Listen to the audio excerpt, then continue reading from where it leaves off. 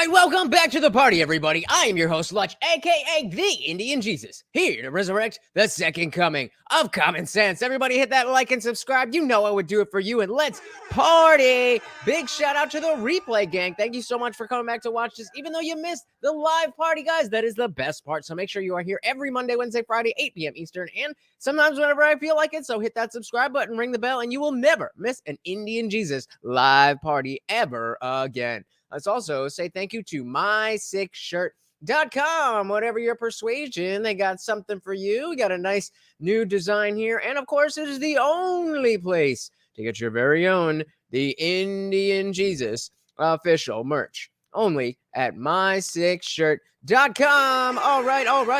Welcome to the party. How is everybody doing? We got Nick in the building. Welcome. Melted Mind Media, another awesome YouTuber in the building. So we are going to go back. We're going to go back a little bit, about a month, not too long.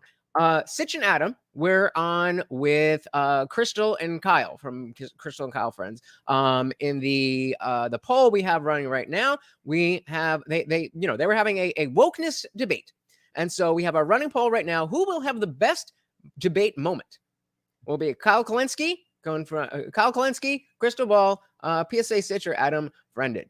It's not the longest debate, so I may just have a special treat for you. But with all that being said, let's dive right in. As always, if you cannot hear the video, please do let me know. Question that we wanted to dig into: who is more authoritarian, the woke or the anti-woke? And I was going to give you my position. Krystal will give you hers. You guys can lay out yours. But first, I'll just give you my definition of. Obviously, on this channel, it's not going to be a surprise that most of us are going to say that it's the woke that are more authoritarian. But let's hear them out. Wokeness, so you know, like what I'm working off of here. I think there's one definition which has like a positive connotation, then there's another which has a negative connotation. The positive one was like, if you're woke, you're alert to injustice and trying to change it. The negative definition, I would say, is authoritarian in service of perceived social justice ends. And so, okay, that's a fair definition, because if you remember, woke used to be a good thing. It used to be good. Like, people said, stay woke, get woke, yeah. Like, those were not ironic when they were circulating. But then, of course, the liberal elite take everything that is cool and turn it into BS. And so that's I don't really think that former definition is really a part of this at all anymore. But always good to define terms. So typically when I use woke, I am typically using it more as a pejorative. I mean, people who are authoritarian in service of what they think are social justice ends. So with that definition, I would claim today, my thesis is this. I think both sides are authoritarian. Many on both sides can be authoritarian, although you can be woke or anti-woke and not be authoritarian. But I'm more concerned about the anti-woke authoritarians because, from my perspective, it manifests in legislation much more often, which directly impacts people. So that's the first premise, that right wing, and again, if you're talking culture war, then the right wing anti-wokeness authoritarianism leads to more legislation. That's the first claim. Whereas on the other side, I think that wokeness can be very authoritarian, but it usually manifests more through culture. Exactly. Which is bad, but I just don't think the stakes are as high. So I know that Sitch, for example. Okay, so I actually really like the way that he laid that out, because I completely disagree, but I can understand where he's coming from and where to start this this conversation. So if I was going to start this conversation, I would address, I was going to say attack, but not just like we were talking about Chandler from the Jubilee thing the other day. You want to come in too hot, so we're not looking to attack, but I would address this notion that legislation is more impactful than culture. I wholly reject that. I think that obviously legislation matters, but as Tim Pool likes to say all the time, it's illegal for women to go skydiving in Florida on Sundays, but nobody keeps up with that law. So it's really about what is culturally enforced. Example, I know you like to focus more on the culture and not as much on the legislation, which might explain some of the disconnect here. But tell me your thoughts on this. Since I mentioned Sitch, I'll start with you. What are your thoughts on who's more authoritarian and why? And again, if you guys are not familiar with the people here, this is Kyle Kulinski and his wife, Krystal Ball. They have, he has his own show, but they have their show together, Krystal Kyle and Friends. And then we also have PSA Sitch and Adam down here, and they have their own show. Well, first I'll say I like your definition of woke. The one that I use is generally that woke is the idea that liberalism won't solve our social problems and that something further to the left is required culturally. It's funny that what you said about like how the wokeness manifests or the authoritarianness of wokeness manifests in the left culturally and if through institutions. On the right, it's kind of manifesting through the wall. Because I said the same thing myself several times. Cool. And I agree with that framing. However, to be a stick in the mud, I have to question what is the point of framing the question as like who's more authoritarian in the first place? Okay, good question. So, good question. I mean, I guess in my mind, the reason I asked the question that way is because of that distinction that I think the anti-woke people are enforcing it through law. So I think by its very nature, I would consider that more authoritarian because to me, the bar towards authoritarian is, are you legally imposing this on people? Well, and I don't even necessarily disagree with that point. But then now we're saying that, okay, is a less authoritarian thing worse than something that's more authoritarian because of how it's impacting the culture? Nick says, it makes a huge difference if someone is willing to try to come to an agreement. That is huge. Too many people won't even try to compromise. Yeah, so shout out to, and it's not like Sitch and Adam are like antagonistic to what Kyle and Krystal would be saying. They're more, kind of where I find myself, kind of fighting off the conservative label and, just being more in that anti-woke space, which by default makes you culturally conservative. But I don't feel, I've never voted Republican, all that kind of stuff. So I think Sitch and Adam are kind of in that same gray area where it's very clear that Kyle and Krystal are firmly on the left.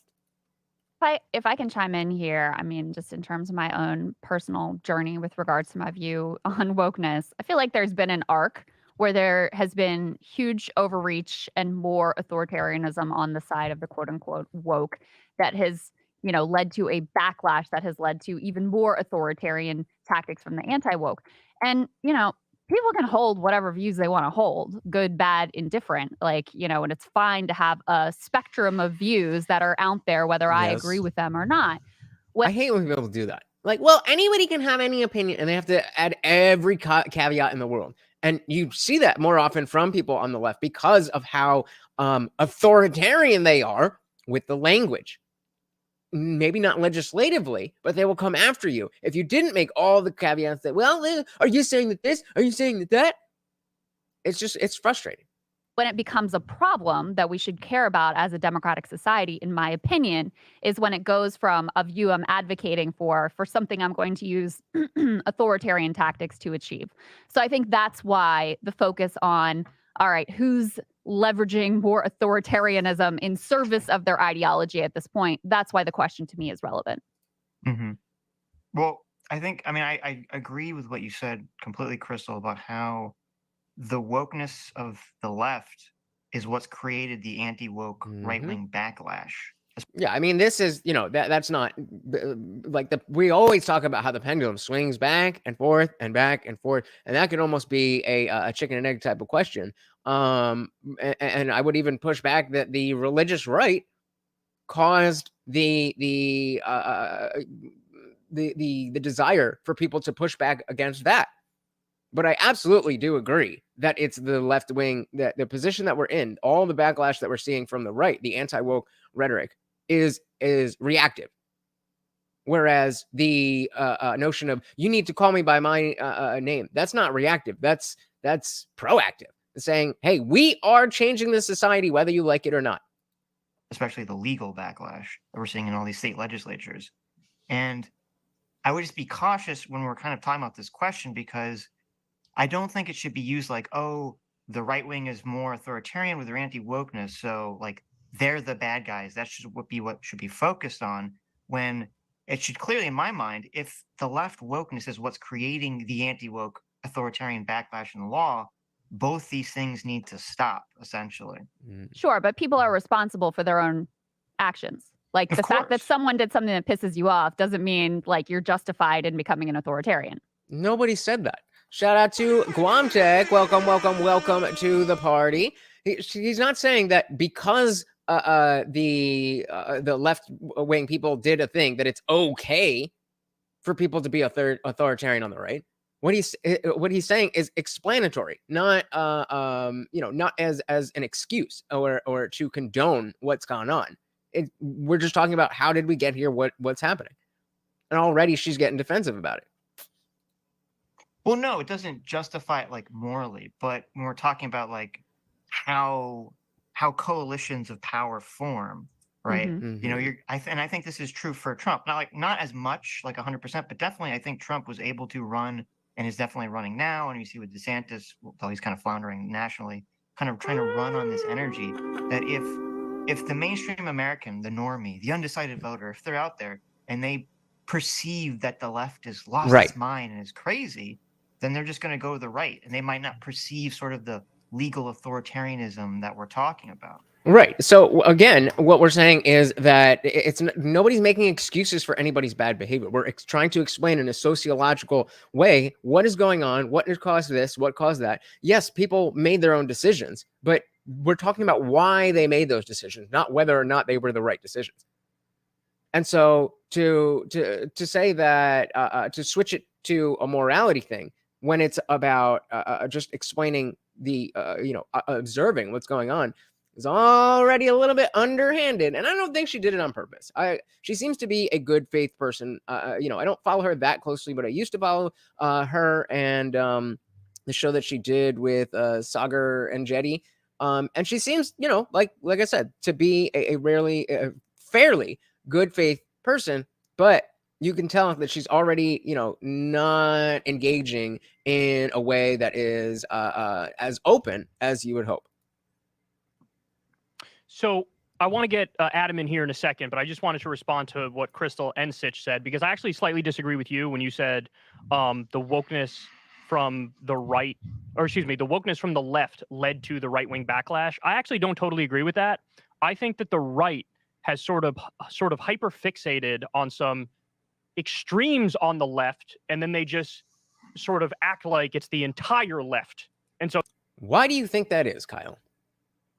Take just a moment to think about why people might feel that way.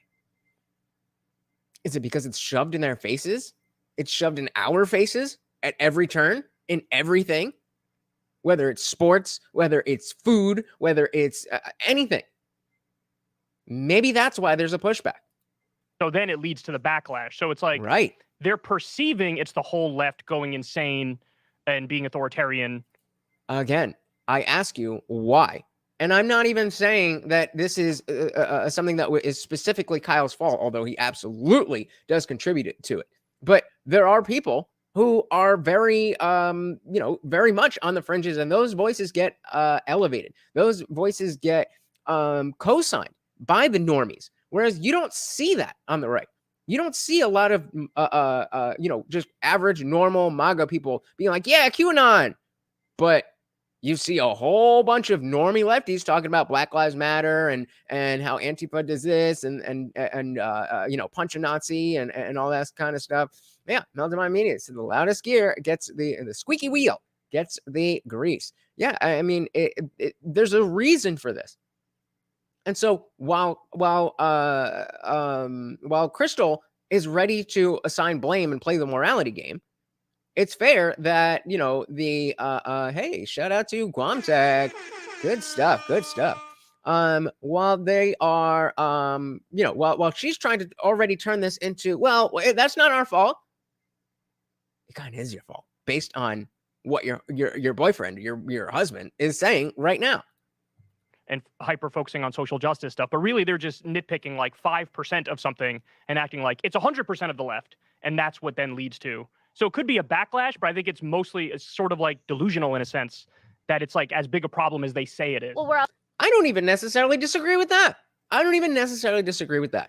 I mean, the watershed moment for that point would be when Matt Walsh was on Rogan and he said that tens of thousands of kids have had reassignment surgery, when that wasn't the case. Now, does that change the fact that they want tens of thousands to have this kind of treatment? No, but it is showing that he, and by extension anybody who follows him, has an inflated view of what is actually going on. But again, I ask the question, why? Why do people feel that way? You can't just say that, oh, people have this crazy idea. You know, if I wore a Krystal Kyle and Friends shirt, I was like, yeah, everybody on this show thinks exactly what I think, and hear all the terrible things that I think. And then they thought, well, what's wrong with Krystal and Kyle? You might want to, well, was there somebody in their ear for years and years and years telling them the most extreme things that you've said? Then that's going to change things. Shout out to Unwanted Foe. Welcome, welcome, welcome to the party. Good to see you, brother. So when that 5% is broadcast every day on mainstream media, it becomes bigger than just the 5%. Exactly. And it's not even that it's bigger than the 5%. It's that the other 95% supports the 5%. The support. Again, if you want to, you would have to compare QAnon support among MAGA voters versus trans support among, Biden voter, or whatever, however you want to put it. And it's clearly not the same. And so that 5% is saying, oh, it's 5% on both sides. That's misleading, because there's a whole other swath of the population that is leading to that 5% being what it is and how strong it is, and turning it into more than just 5%. We're also talking about Welcome to cynical the party, political brother. actors who see something that has energy on their side and that they're going to use to build a national profile, a la Ron Of DeSantis. course. Yeah, That I totally agree with. Yeah. All right, Adam, jump in. We haven't heard from you yet. Well, I mean, All right. So far of our running poll, who will have the best debate moment? Nobody said Kyle. We've got a vote each for Krystal and Sitch, and 2 votes for Adam. So first time hearing from him in this video. If you have not voted, vote on up. you pitch this problem to me, and I object to a little bit of the framing of woke and anti-woke, because I do perceive woke as like the authoritarian left. I've never really perceived of the right, people on the right who are against wokeness, as authoritarians, because you can have people on the right that are against authoritarianism on the left that aren't authoritarians. Like, they're not taking extreme positions on gay marriage or abortion or anything like that, Yeah, absolutely. Hey, shout out to Guam Tech. Welcome to being a disciple. Let me get him on screen here for you. That also, oh, come on. There we go. Eat it up. Thank you. And welcome to the club. And of course, that makes you the new sponsor of the stream. They're reasonable people on the right that are against what's going on the left. I do think, I think part of the conflict that you will probably perceive with the legislation aspect of it is that the legislation affects people's lives more. But I think there's a perception issue here, because I think the authoritarian tactics that are on the left are in everybody's face all day long at work. And they're not necessarily thinking about the abortion laws or the push to make gay marriage illegal again. Right. So all of these things, even though they may lead to more legislation, when it comes to how people interact with this information, when it comes to how these people's lives are affected, then it's the everyday stuff that matters. And exactly, worrying about, am I allowed to say this to this woman, or am I allowed to do that? Am I allowed to say this to this person, this race?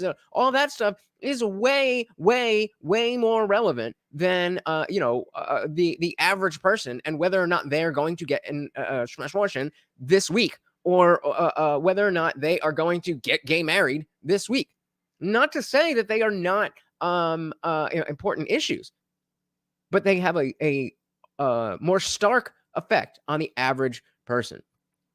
Yeah, shout out to Guam Tech, new member alert. Very much appreciated. Very, very much appreciated. Or these CRT bans. They're Mhm. thinking about, I have to walk on eggshells at work and Exactly.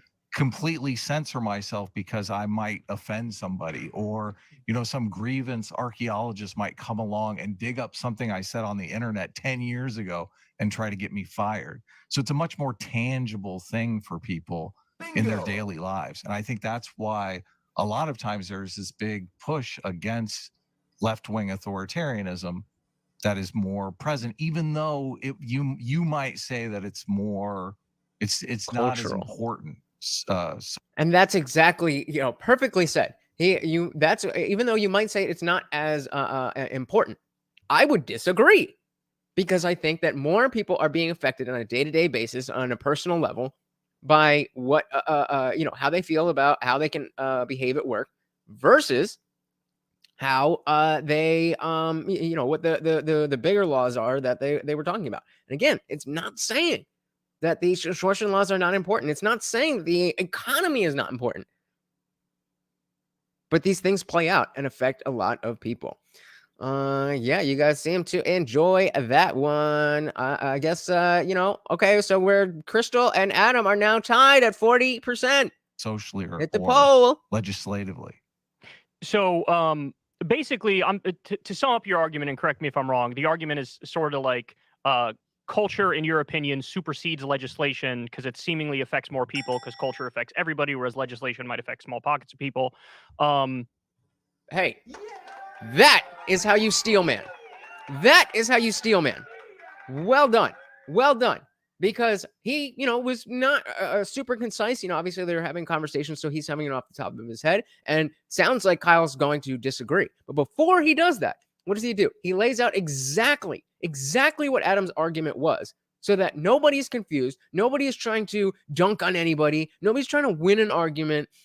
The goal is to understand each other. Listen to it again. This is what you should do. So basically, to sum up your argument, and correct me if I'm wrong, the argument is sort of like culture, in your opinion, supersedes legislation because it seemingly affects more people because culture affects everybody, whereas legislation might affect small pockets of people. That's how you do it. That's how you do it. And now anything that Kyle is going to say is going to be strengthened because we know that he's coming in good faith. We know that he understands the argument. We know that he is prepared to deal with the point that was just made because he just said it out of his own mouth. I'm not sure I agree with that for one point. Told ya. But the other point of well, I go mean, ahead. You're saying that it affects more people. I mean, it does affect more people, right? Well, I would say when it legally affects somebody, that has a bigger impact than just socially or culturally affecting people. Because you could. True. So let's say that you are a woman who believes that you're pro-choice and you got pregnant and you don't want to be pregnant. Now, the law that has made the procedure illegal, that is going to affect you way more than the person at work who is affected by them, not knowing how to greet women and people of other races. Yes. But the point is, it's grains of sand that make a heap. Can you guys still hear me? Browser has lost connection to screen share. All right, we're gonna try that again. Let me know if it pops up. But if we have audio issues. When we pile all the grains of sand of all of the people who are at work dealing with that and everything else, and then the huge dum dum dum of the people who are, thank you guys, the bigger things, which at the end of the day, which has a grander effect. And I would argue, as I think that Adam is, that the cultural effects, the smaller cultural effects, all added together are going to have a bigger effect than the big ones even piled on top of each other. Come on. Oh no, we haven't dealt with this in a while. Struggle streaming. What are we doing here? Where are we? 8:12. Oh no. It's been like months since we've had to deal with this. Really? Come on. Give me 1 second here. Troubleshooting. Oh, I think I'm gonna have to do a restart. This is not gonna work. Oh my God. All right, folks. All right, folks. Get your questions in. Ask me whatever you would like, because we have about 3 minutes where I need to restart my computer. Don't go anywhere. The show is still going. Replay gang, you could just skip right through this part, but give me some questions to answer. All right. Oh, it just said if playback doesn't begin shortly, try restart. And I was already going to do that. Struggle streaming, man. Struggle streaming. All right, let me just get into the other one.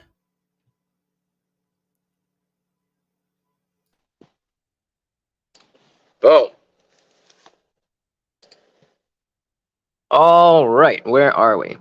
So, boom, boom, boom, boom. Unwanted Foe asked, what was the basis of this debate? I missed the beginning. So the entire premise is between the anti-woke authoritarians and the woke authoritarians. Who is more authoritarian?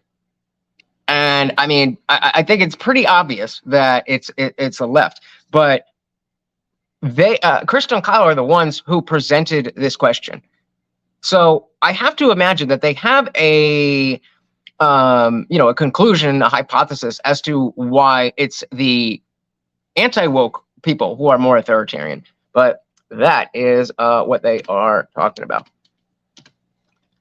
Nick says, yeah, man, if I come at you and make you feel attacked, you're going to get defensive and not want to budge on anything.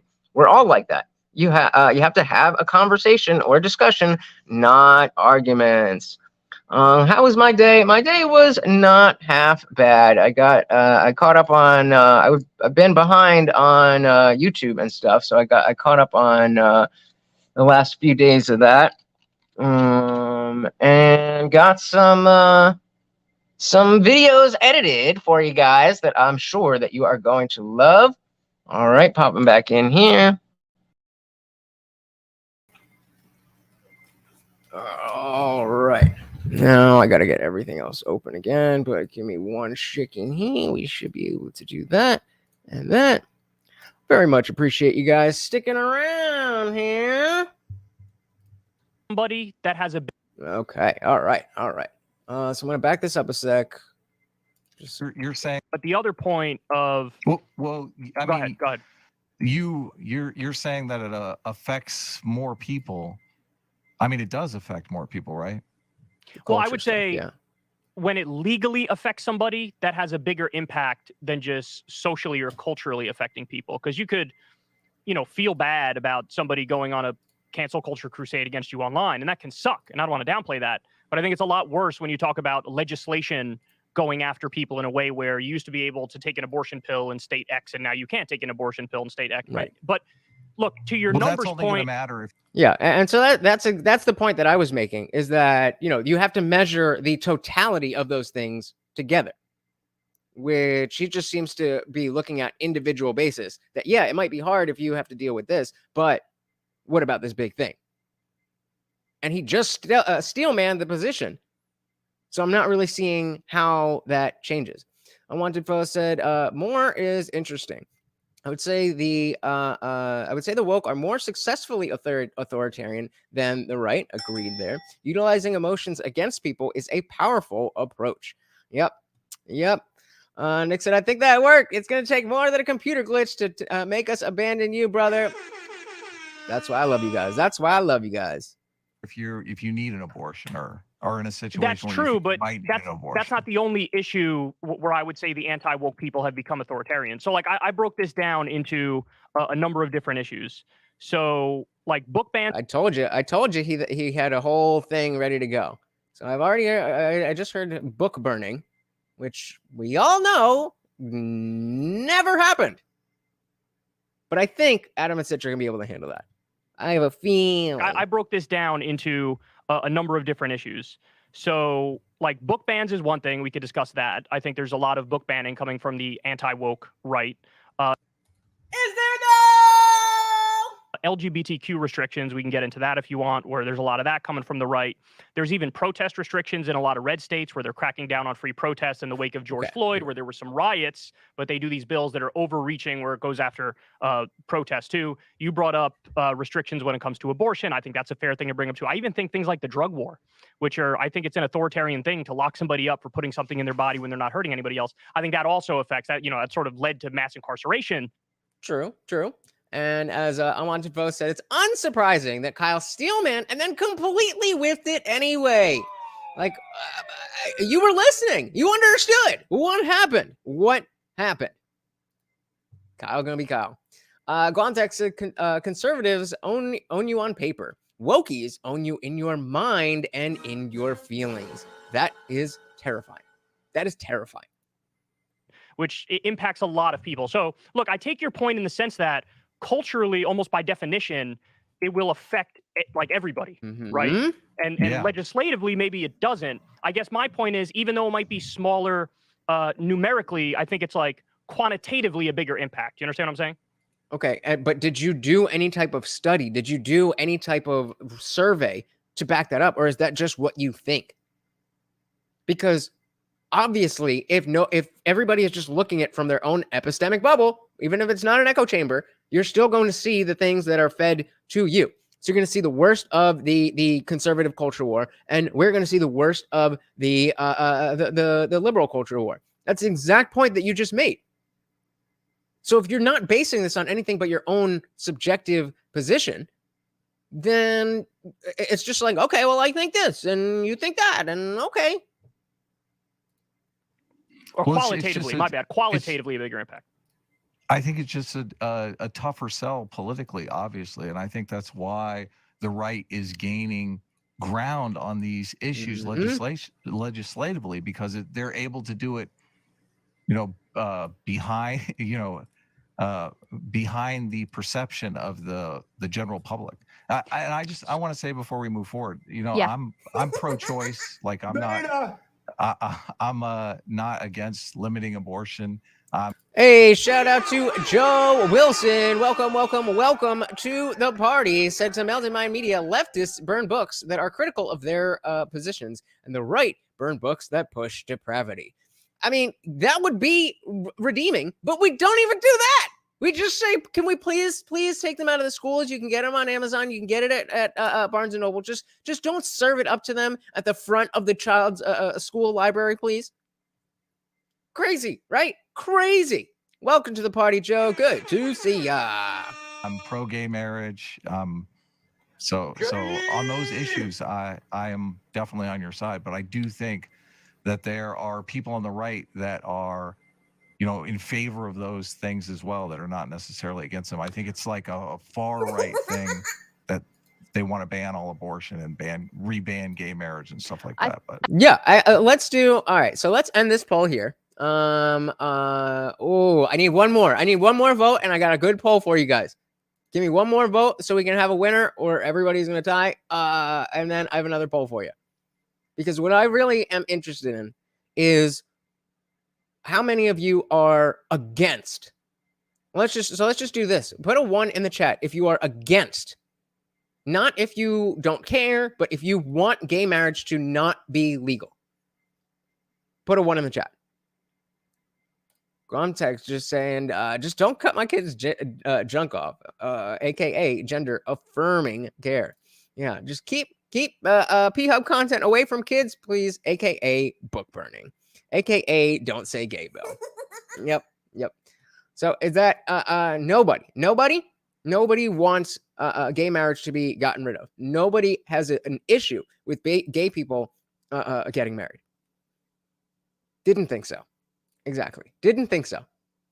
So the assumption is that, you know, when we're talking about gay marriage and people who don't like gay marriage, that is a very fringe aspect of the culture, whereas neo-pronouns is not a fringe part of the culture. And if it is supported by the main base of that side of the culture war.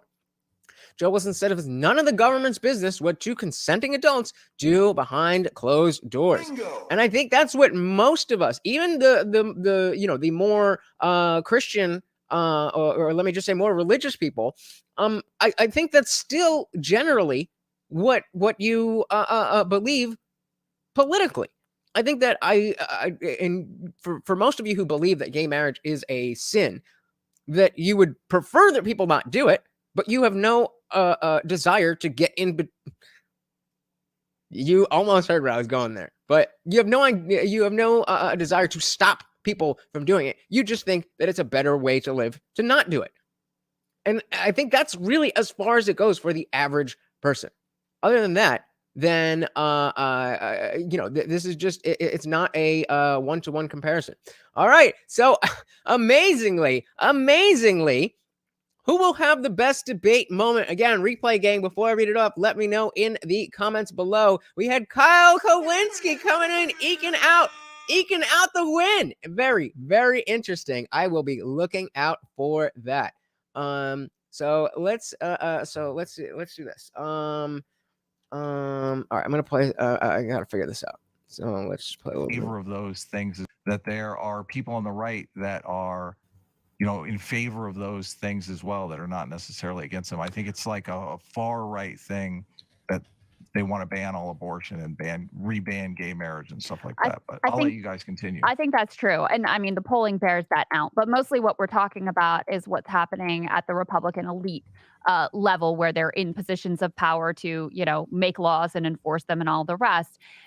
And again, we have to bring up the lack of symmetry that you have when you talk about the liberal elite and the liberal voters, or the elite Democrats and the liberal voters.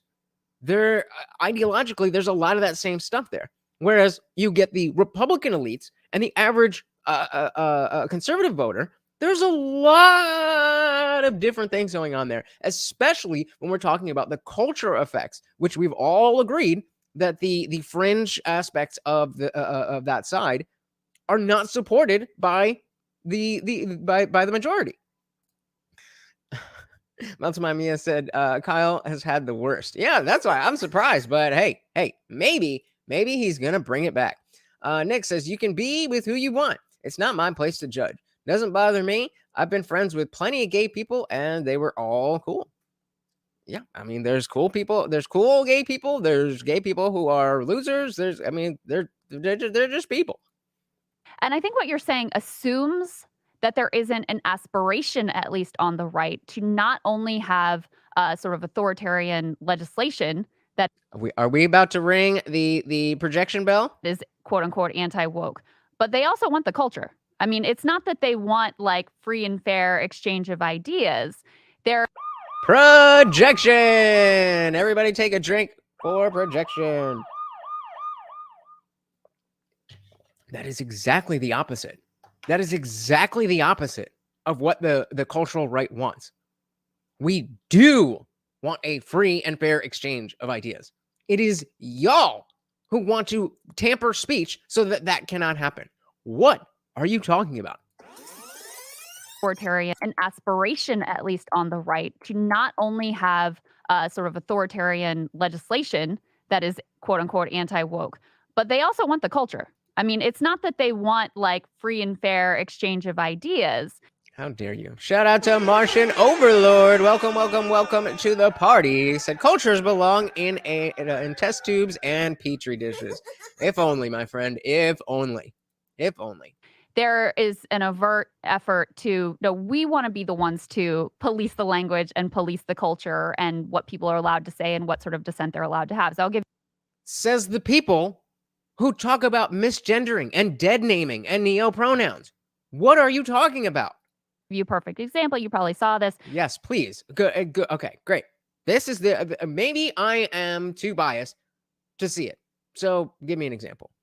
There's a whole thing going on over at Texas A&M where first you had a university president who was forced to resign because it came out basically, they changed the deal of a New York Times, former New York Times journalist who was going to be brought into the school in this prominent position. They watered it down under political pressure. That happened. Then you have a Wait. What? Was that even a thing? They made something sound a little bit different? You mean like all the semantic obfuscation that has drifted into every aspect of our society from the left?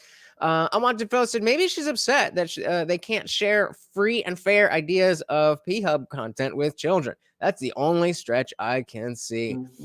Again, I disagree. I think this is just an example of somebody who is stuck in a different epistemic bubble, and what they see is not comporting with reality. We know that we have this bifurcated reality where if you're on the cultural left, everything that you see and the way that you see it is very different. So it's almost like we can both watch the same clip and see and hear different things from it. And it's because of the layers and layers and layers and layers and layers and layers and layers of bias. Crazy. Change the deal of a New York Times. Yeah. I want to hear this again. Over at Tech sort of dissent, they're allowed to give you a perfect example. You probably okay. This is the perfect example of the cultural right not wanting a free and fair exchange of ideas. I missed it once, and maybe I'm stupid. saw this. There's a whole thing going on over at Texas A&M where first you had a university president who was forced to resign because it came out basically, they changed the deal of a New York Times, former New York Times journalist who was going to be brought into the school in this prominent position. They watered it down under political pressure. They were going to bring in somebody who used to work with the New York Times in a prominent position, and they watered it down under political pressure. I have no idea what that means. That happened. What happened? I have no idea what that means. One more time, and you guys tell me. Because maybe I'm retarded. Where first you had a university president who was forced to resign because it came out basically, they changed the deal of a New York Times, former New York Times journalist who was going to be brought into the school in this prominent position. They watered it down under political pressure. That happened. Then you have another Texas A&M professor who criticized the lieutenant governor of the state and has now been suspended and is being investigated over that critique. Wow. The perfect example that I really love. So I would say that that's a bad thing. What was the critique? What was the criticism? What was being critiqued? What was the language used? That's all really relevant. Because if you just tell your boss, hey, you're effing, and you're cursing them out and you get fired for that, then that's not really political at all. Yeah. Unwanted Fellow says, so because the job of a former journalist was less prominent, that's not wanting free and fair conversation? What? Apparently. Which I always thought sort of said it all is, okay, this is the big one. She saved this. She saved this for last. Mike Lindell, my pillow guy, not that he's like, speaks for everyone, but I just thought this was sort of emblematic. He was setting up his own social media platform, and he's like, it's a free speech platform, but to me, that means no taking the Lord's name in vain, no pornography. Like it was free speech, but as I define what is acceptable. Okay, I mean, that's a fair criticism, but if we want to go on a balance of probabilities, let's just take Discord servers.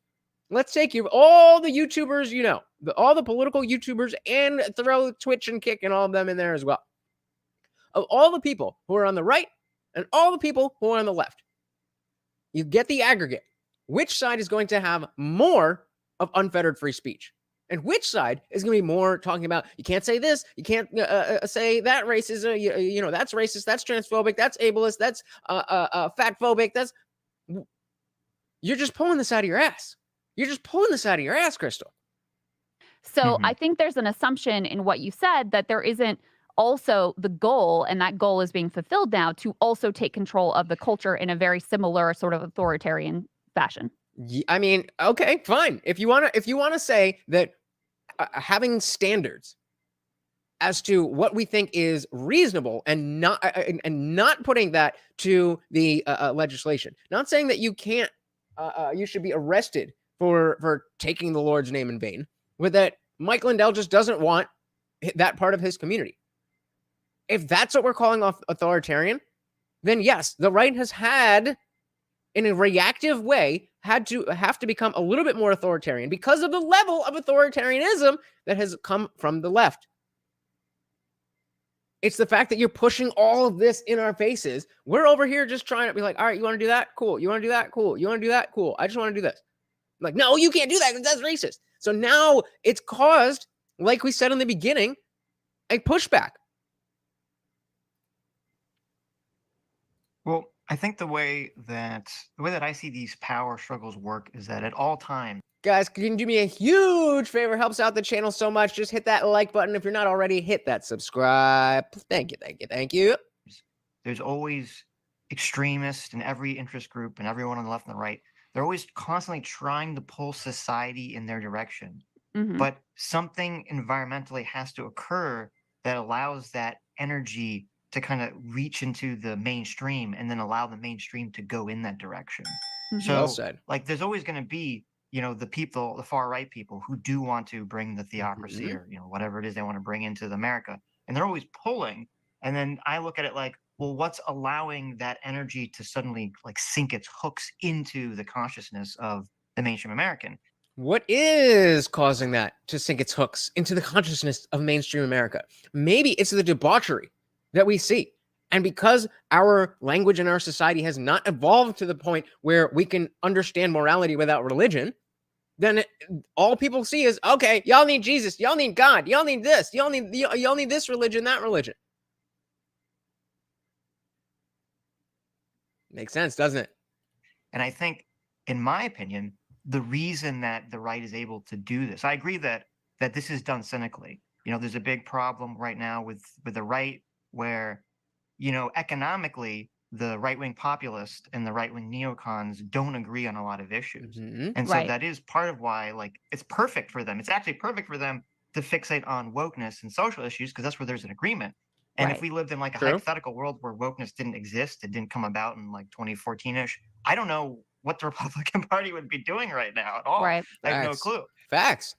That's that. I mean, I think we would all be some sort of offshoot of having progressive values if it wasn't tainted by wokeness.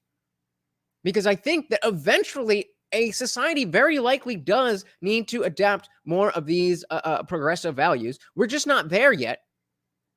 And it's being pushed because of, again, the liberal elites who spend all their lives with their nose in a book, reading about what could, should, whatever, have no idea about actual real life.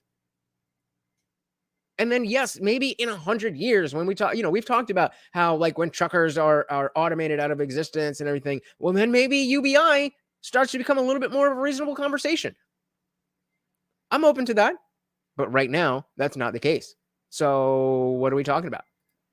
But because that energy does exist, because the wokeness does exist, it seems like that's what's giving the right the ability to do all this. Bingo. And that's kind of why, when we're talking about like the issue here about who's more authoritarian, and I don't know if you've been listening to the Young Turks and Anna Kasparian have been kind of bringing this point up a lot recently, which is that it just seems like when the left defends a lot of these woke issues, it just keeps giving the right easy victories. It just tease them up essentially for easy victories. And that's exactly what I meant about, even if it is 5% on either side, then the 5% on the left gets supported by 85% of the left. Whereas the 5% extreme on the right maybe only gets 10% of those, of the other, like if you're split in half, you have 100% of people on the left and 100% of the people on the right, 5% in total of each fringe. But I'm saying of the 100% of people that are on the right, only 10% of those people who are not in the fringes are saying, yeah, go QAnon. But on the left, now you have 100% of the people on the left. There's only the 5% that are on the fringes, but it's 85% of the people who are not part of those fringes that are agreeing with those messages. So even if it is 5 on 5, when you really back up and who has the support for it, it's more like 90 and 15. So that's why when we say that, yes, the transgression laws are going to affect that person a lot more than the average person who's just going to work and has to watch their language. But because it's so much more and it's so many more people, the effect is much bigger from the left wing. Martian Overlord said the middle 50% are too busy for all of the nonsense. I mean, I agree with you, but this almost sounds like it's noble of them to be above this, when, as we talk about all the time, this is only going to further and further and further and further and further and further and further encroach on your life. So be too busy all you want, but the least amount of effort, the least amount of time that it's ever going to take to push back against this stuff is right now. This is the easiest it's ever going to be. It's going to continue to get harder and harder and harder and harder and harder. They are very sheepish. But yeah, I mean, it's only going to get harder and harder. So that's why we have to, put draw a line in the sand somewhere and stick to that. Shout out to Daniel Cabrera. Welcome to the party. Good to see you, brother. One after the other. Can I say, one thing I'm curious about is whether you think we've reached peak wokeness, because I actually reject the idea that at this point, this is the anti-woke stuff is even working out that well for the right. I mean, what do you? Well, I'll let's see where she's going to go with it. But I don't know, because I constantly think that we're at the peak of wokeness, and then somehow it breaks through every single time. Every single time. So let's see where she was going with the rest of that question. The anti-woke stuff is even working out that well for the right. I mean, DeSantis was floundering, and that was his whole thing. Right. Yeah, but that's about DeSantis, not about the fact that people don't hate wokeness. A strategy to put woke on as his fourth biggest issue. It used to be number one. Go ahead. He says it in like every freaking sentence. He clearly has decided like this is the thing. And I think part of the reason that you're saying, which is that he's trying to stitch together this coalition of people who don't like Trump with people who used to like Trump and people who are moderate and people who are hard right and whatever. And so he's like, wokeness, that's the place where maybe we can meet. Yeah, because that is the one thing that regardless of what your politics are, if you're rational, you hate it. Because it's bad. It doesn't make sense. We want to get rid of it. But that's never occurred to you, has it? Not even one more like, guys? Not even one more? Come on. Really? It's obviously not even working out with the Republican base. There's also some signs like, what do you mean? What do you mean it's not working out with the Republican base? Who in the Republican base is like, oh yeah, we love wokeness? That doesn't happen. You're just talking shit. You're just saying bullshit. That's the place where maybe we can meet. It's obviously not even working out with the Republican base. There's also some signs like a bunch of these corporations are firing now their chief diversity officer because the anti-woke sentiment is rising. Everything that you're saying is, this is what I mean about different realities. Yes, wokeness has gone to, and remember she started this off with, has wokeness reached its peak? And I would say, I would hope so, but it seems like it more so ever than before. But these things are only happening now because because the wokeness has gotten that far and the pushback has gotten that big. So it is working for the Republican base. We don't have Dylan Mulvaney in Bud Light commercials anymore. We don't have Bud Light anymore. Nobody's going to Target anymore. Jason Aldean is doing great. Oliver Anthony is doing great. What are you talking about? Figured out that, these trainings actually actively make people more racist in the workplace. Exactly, which means your wokeness is not working.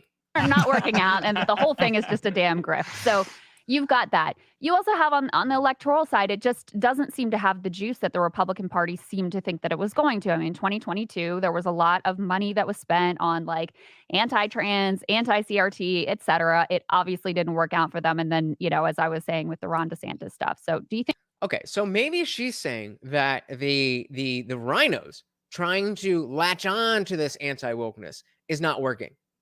Maybe that's what she's saying, because it is very clear that the anti-woke sentiment is growing and getting much, much, much stronger. Maybe what she's saying is that the Republican politicians are not doing a good job of capitalizing on that success.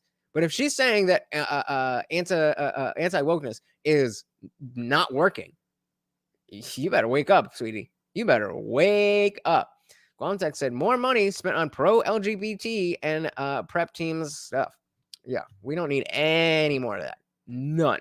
Think that we've kind of reached peak wokeness and we're on the other side of that? I sure hope so.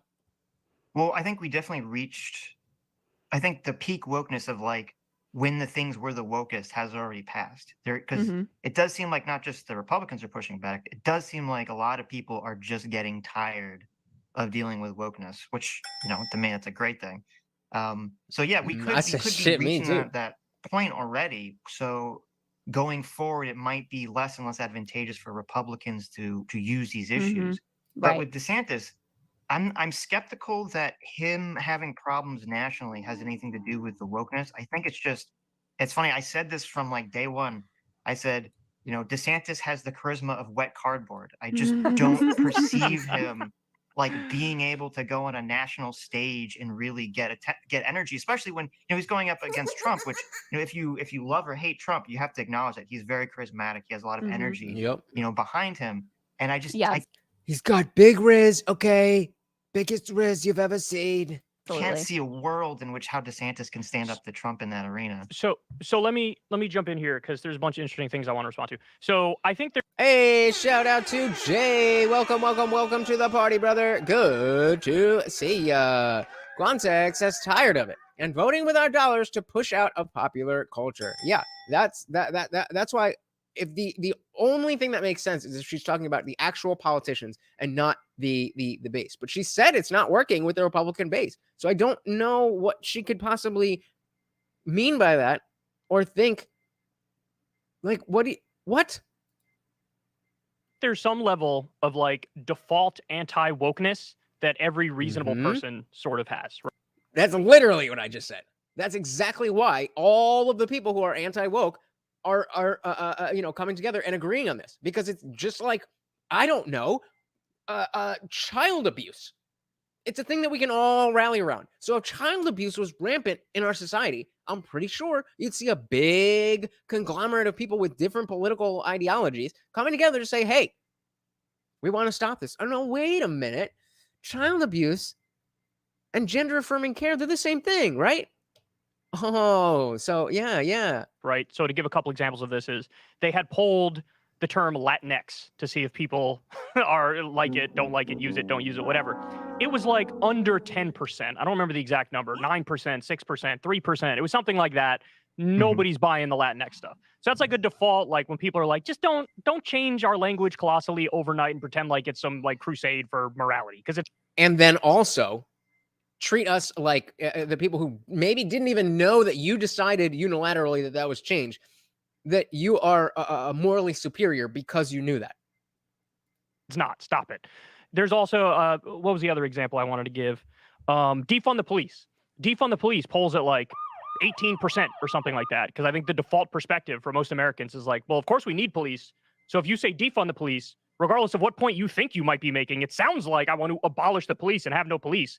Yeah, it's almost like wokeness is not popular with people and has nothing to do with authoritarianism.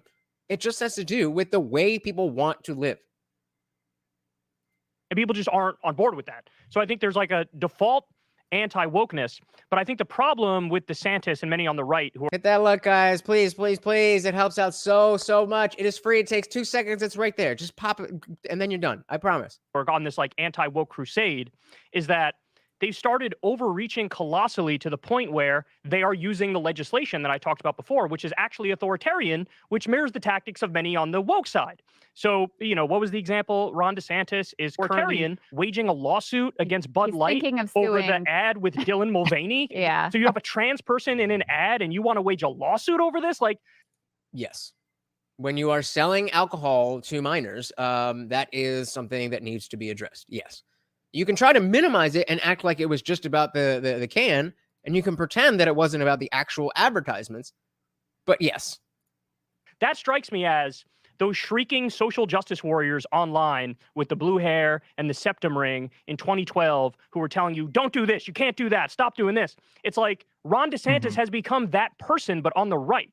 Oh, that's such cope, dude. No. See, when there's a difference between clutching your pearls and having a principled stance against something. The idea of pearl clutching and being like a fuddy-duddy and whatever is the ratio to how upset you're getting and how upsetting the thing should be. So if you're getting upset that people want to maybe keep the Lord's name, not use the Lord's name in vain in their Discord server or whatever, and you're going, I can't believe it. I thought you were allowed free speech. That's a little bit pearl clutchy. When you say, I would like to allow children to consent to things that they can never change and will be most likely detrimental, and puts them in a group that has the highest self-deletion rate of any other group of children. I'm going to clutch my pearls a little bit. But those aren't the same thing, are they? No matter how much you try to equate the things that we don't like and the things that you don't like, they're not the same. And that's why even if the behaviors, the reactions to the things that each of us don't like are similar, you're still in the wrong because the things that you don't like are tiny little things. The things that we don't like are big. Do I need to say it like Kamala Harris? Okay, things that you don't like, not a big deal, okay? It's just like a name or it's a word, okay? But the things that we care about, okay, these are unchanging. This is something for the rest of your life. You're going to be stuck like this. Does that make more sense to you now? Context says, every action has an equal and opposite reaction. Yup. And unfortunately, when you bring it into human politics, it's not equal. It is opposite, but it's not going to be equal. It's going to be a little bit more. You understand what I'm saying? Oh, I understand you, brother. Unfortunately, I understand exactly what you're saying. Sure. Yeah. I mean, I don't disagree. I thought like the whole You don't disagree? Okay. All right. Say gay bill, which was the parental rights education, part of that. And didn't say anything about saying gay at all? See, these are the things that it's important to remind them. How many people do you think in the Krystal Kyle and Friends audience know that the parental rights and education bill did not even mention the word gay, did not mention sexual preference, did not mention any of that? How many of them do you think know that? Yeah, and so not only are you calling it by the name that they've inaccurately given it, but you're not explaining why it is inaccurate. So again, I can understand that you don't want to be like, oh, I'm not conservative. I'm not riding for them. I can get that. I am right there with you. For the longest time, I would cringe whenever somebody would call me a conservative. But this is just the way that they use these words now. So instead of trying to fight a label, just be who you are. And if they call you the wrong name, then let them be wrong. Why are you trying to cozy up favor with their audience when you don't believe what you're saying? Welcome to the party, Dietrich says ambulance goblins won't enter a scene until police secure it. Call us bitches, but our rule one is our safety, because we are no use to anyone if we get hurt. Good luck to anti-cop. I'll say a prayer. All right, fair enough. Welcome to the party. Nick says you aren't pearl clutching if you're trying to protect children. That's completely different from not liking something. Exactly. Martian says there was a good reason why Big Brother started deleting words. Yeah, because they don't want you to think. They don't want that free and fair exchange of ideas. And guess who on this panel is in favor of that? And guess who is against it? So who's more authoritarian? The left. Bill I agreed with, which was that if a school is going to transition or socially transition, I should say, a child, that they should definitely have to notify the parents. And that's wild that wouldn't be the case. And the reason they passed that in Florida was because there was a school that was doing this without notifying the parents, and the child attempted to commit suicide. And so, like, I agree. Like, what happens is like this, like they do something that seems reasonable, but then they always take it too far, because then they add the element of like, well, you can't talk about, gayness existing essentially until 9th grade or whatever the.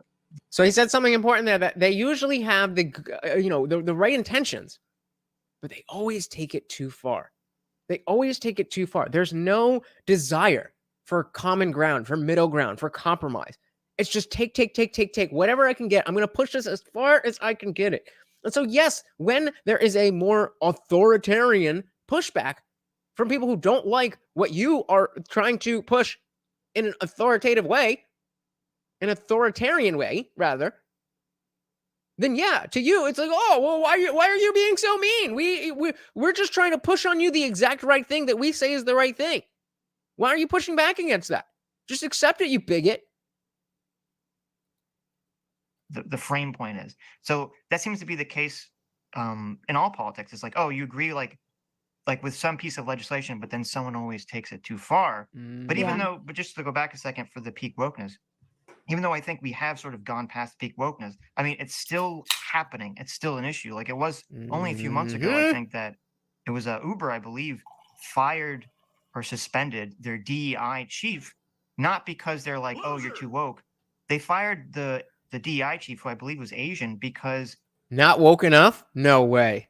She was trying to push back against people being racist against white people at Uber. And this was... Oh, Asian lady, come on. You got to know better than that.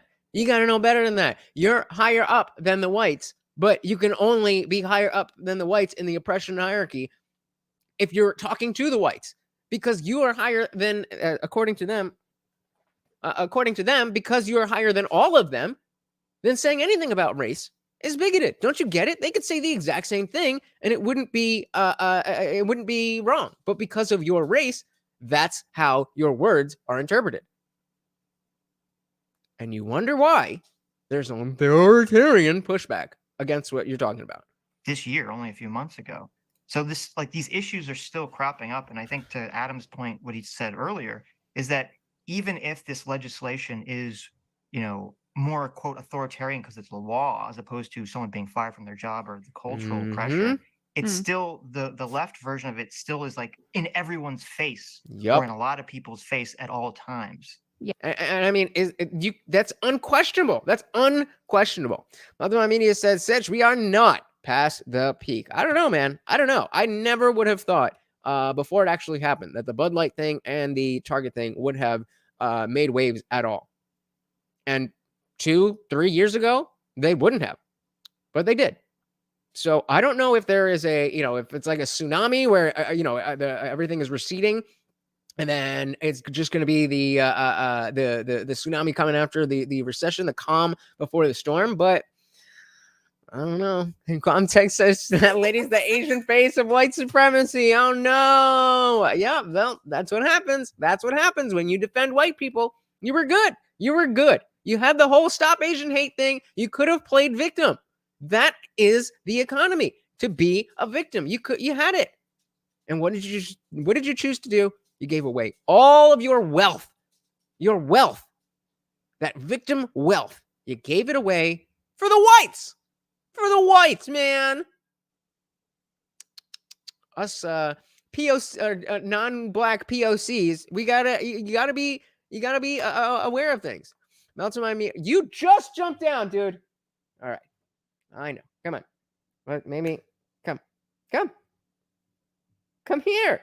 Can you see him? He's just standing there staring at me. Come here. Come here. I know he wants to come up here. I don't know what he is doing. Brother Mimia said the pendulum swing next year will be worse. I don't know. Maybe. But if people like us are aware of it now, and we are preempting that, because if you're saying it's going to go the other way, then at least it's going to be people on our side who are going too far. And so that puts us in the position to actually have a say in these things. when it's the left is doing this and we have to just be reactive, then it's just like, okay, well, I don't agree with that. I don't agree with that. I don't agree with that. And that's the end of it. But when it's people within our own community, then we know that we are much more willing to have that free and fair exchange of ideas, so we can prevent the pendulum from swinging too far, or at least try. Yeah, I don't disagree with that. You know, where I think the normal, like, well-adjusted human American is, you know, in real life, non-online, super online interactions, they tend to grant the people around them some grace, you know, some charity. Like, there's a ability to screw up and apologize and move forward. And are you trying to set a runway for yourself, Krystal? You trying to set a runway for yourself and saying that you've realized that you're screwed up and you need to apologize? Seems like it. the problem I always had with wokeness was that there was no grace, that it's like anything you said, you screwed up, like that's it, you're done, you're in the bad circle, you're out.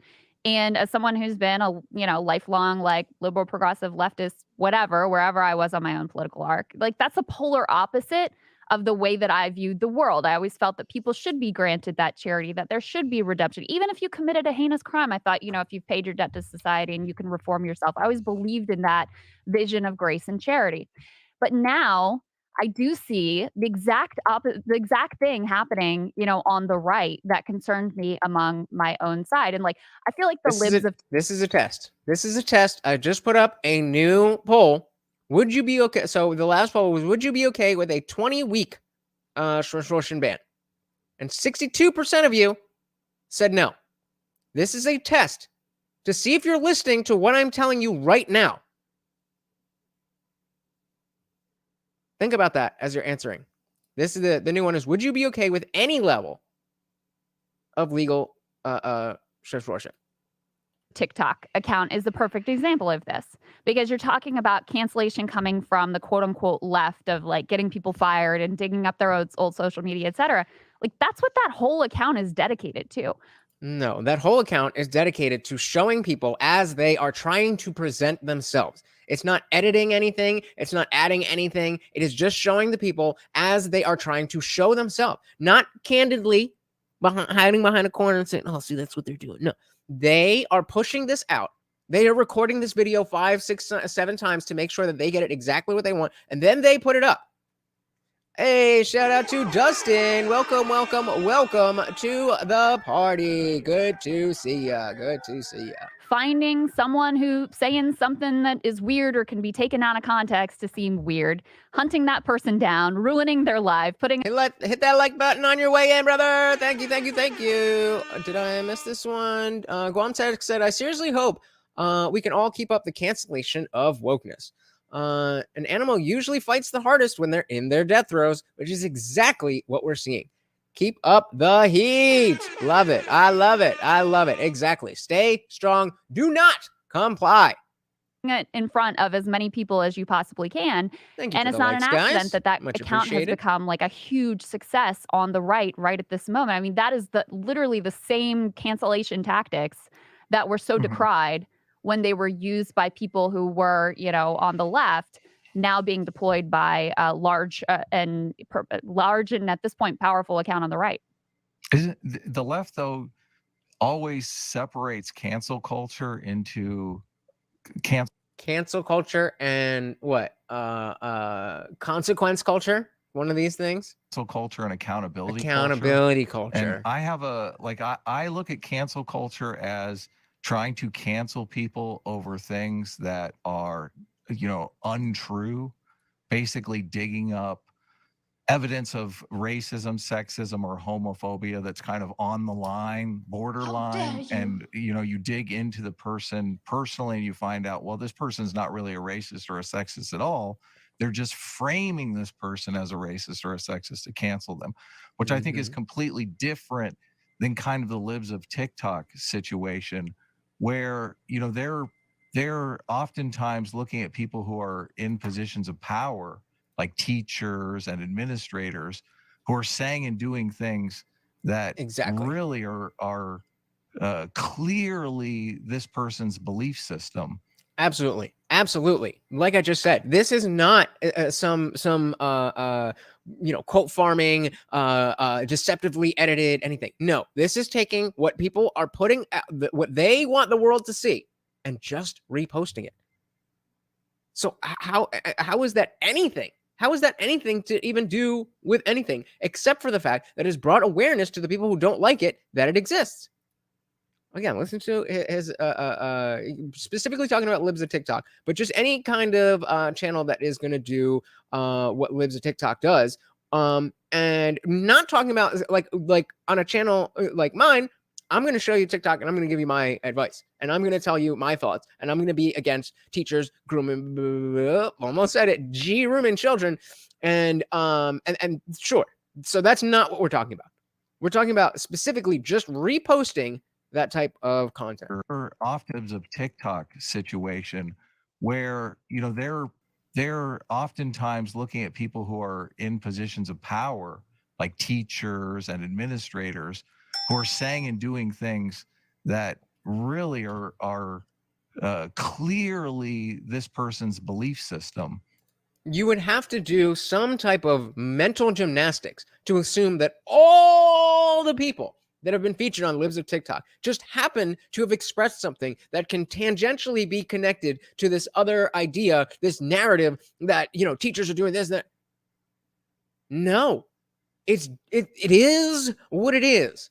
It is what it seems. And the fact that there's an endless stream of this stuff is all the more proof. The fact that they don't stop saying, oh, Libs of TikTok is going to, no, this is a real thing. This is an entire side of the internet. It's like saying that, I don't know. It's like the It's Complicated videos where it goes on the Las Vegas Strip and asks questions about dating, to act as if those are highly curated. Obviously, they're curated to some extent, but they're so highly curated that it cannot be reflective of real life. Women just think that way, and trying to put some accountability on that person. I mean, I don't know how you can. I don't know how you can say that based on like one TikTok. That like one TikTok. What do you mean one TikTok? It's a whole page. Nope, this captures the entirety of this person and their. So tell me you don't watch Libs of TikTok without telling me you don't watch Libs of TikTok. So you're telling me you think that an entire, an endless stream of people who are espousing the exact same virtues, values, if you can call them that, don't represent what they actually think because it's just one TikTok of them repeating exactly what everybody else is saying, and also then is being reverberated throughout the rest of society? Come on, cope harder. We've seen like if there's a gay pride flag hanging, and then not even you can like Raya, I think her name is, from Libs of TikTok. It's not like she blanks out anything. She just reposts the video, so you can go to these people's pages and you can see that they are who they say they are. They are who we thought they were. They are who we thought they were. In a classroom, that's a scandal. Yeah. Like, should that really be a scandal? Yes, because you didn't do your homework and you didn't go over to say when to see the TikTok where she purposely took down the American flag to troll the students who didn't like the rainbow flag. I know exactly which TikTok you're talking about because it was one of the early ones that blew up, and that's how I know that you haven't been watching. This is your job. This is your job. Do better. Well, I don't care if there's an American flag in a classroom. I'm fine with it. Why gay pride flag? Why wouldn't you be fine with it? You're an American. Are you gay? How do you not see the difference? Or he really just said, well, if you're gonna have American flag, so you are establishing that culturally you align with the gay pride flag, and that the American flag is something that you would have to tolerate, that you'd be fine with it. Not that you want it there, but that you'd be all right with it. You'd be fine with it. Shout out to Indyville. Welcome, welcome, welcome to the party. Good to see ya. Sent hundreds of TikToks, many from the same people, I assume. Doesn't mean anything. Now Trump tweets Kofafi and the world ends. I mean, you can't make this shit up. You can't make this shit up. Welcome to the party, brother. Welcome, welcome, welcome. I'm fine with it. It doesn't seem like a big deal to me. Look, Again, I just have to stop and address the fact that he needed to say, I'm fine with an American flag in a conversation about a pride flag. That would be more apt. That would be way more apt.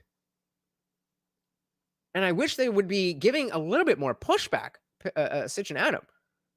But again, I don't watch them that much. I mean, they gave, I watched them with Destiny. I watched them with Ian Crossland. And I watched them with Anna Kasparian, and they gave a decent amount of pushback. I have to remind myself they're a little bit, closer to the center, closer left than I, assume they are. But still, yeah, that's a great point as well. What if it's on your side? Are you okay with a partisan thing in the classroom? You're like, well, no, of course not. That's something specific. This is totally different. Is it though?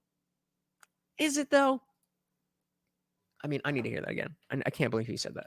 On TikTok that nope, this captures the entirety of this person and their ideology. We've seen, if there's a gay pride flag hanging in a classroom, that's a scandal. Yeah. Should that really be a scandal? I don't care. Well, Again, I say yes. American flag in a classroom, I'm fine with it. Why gay pride flag? I'm fine with it. It doesn't seem like a big deal to me. Look, I'm outing myself here. I'm not a regular watcher of Libs of TikTok. Okay, I don't watch everything that comes.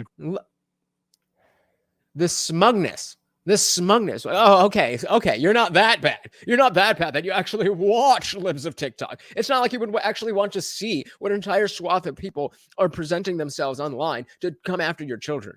That would be silly. That would be beneath me. Let me look down my nose at Libs of TikTok. I'm fine with it. Why gay pride flag? I'm fine with it. It doesn't seem like a big deal to me.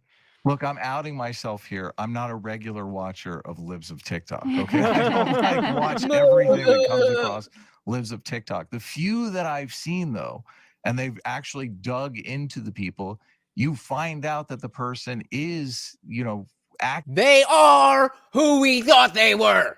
Actively indoctrinating people inside the classroom. Bingo. So it's not just a innocent remark or a teacher that used the N-word in class to say that using the N-word was wrong, and then this person is being mischaracterized as a racist. I guess this is a person who actively believes in LGBT acceptance, and they're out there promoting that in their classroom. There's that pushback. Thank you, Adam. Whoever you guys, you had Adam in the lead early on in that first poll, and then you went with Kyle. I don't know who went with Kyle, but god damn. I mean, but okay, LGBT acceptance, I think, is fine to teach in a classroom because it's fine. The American flag's fine. Pride's fine. Gay Libs of TikTok is fine. Everything is fine. Everything is fine. Do you have any opinions? What are you doing here, Kyle? This is fine. That's fine. This is fine. This is fine. But what about that's fine? That's fine. That's fine. That's fine. Because it's like, hey, people are different, except that people are different. I agree that there might be a line where it's like, this is inappropriate that you crossed over, but my whole... Okay, where's that line? That is the conversation that we need to be having. Where is that line? Point about the anti-woke crusade is that it has now very clearly gone way past the line. So there's this report... How so? How has the anti-woke movement gone way past the line? In what way? I might agree with you. Maybe you heard about something that I haven't. You guys have failed. You guys have failed. We were just talking about the pendulum swinging in the wrong direction. We were just talking since whatever, the last year, since the letter came out from SCOTUS about Roe v. Wade, that this is going to end up in more babies dying. I agree, Dustin, which is exactly why we shouldn't be trying to make perfect the enemy of good. If you are trying to fight for zero legal procedures, you will fail and they will win.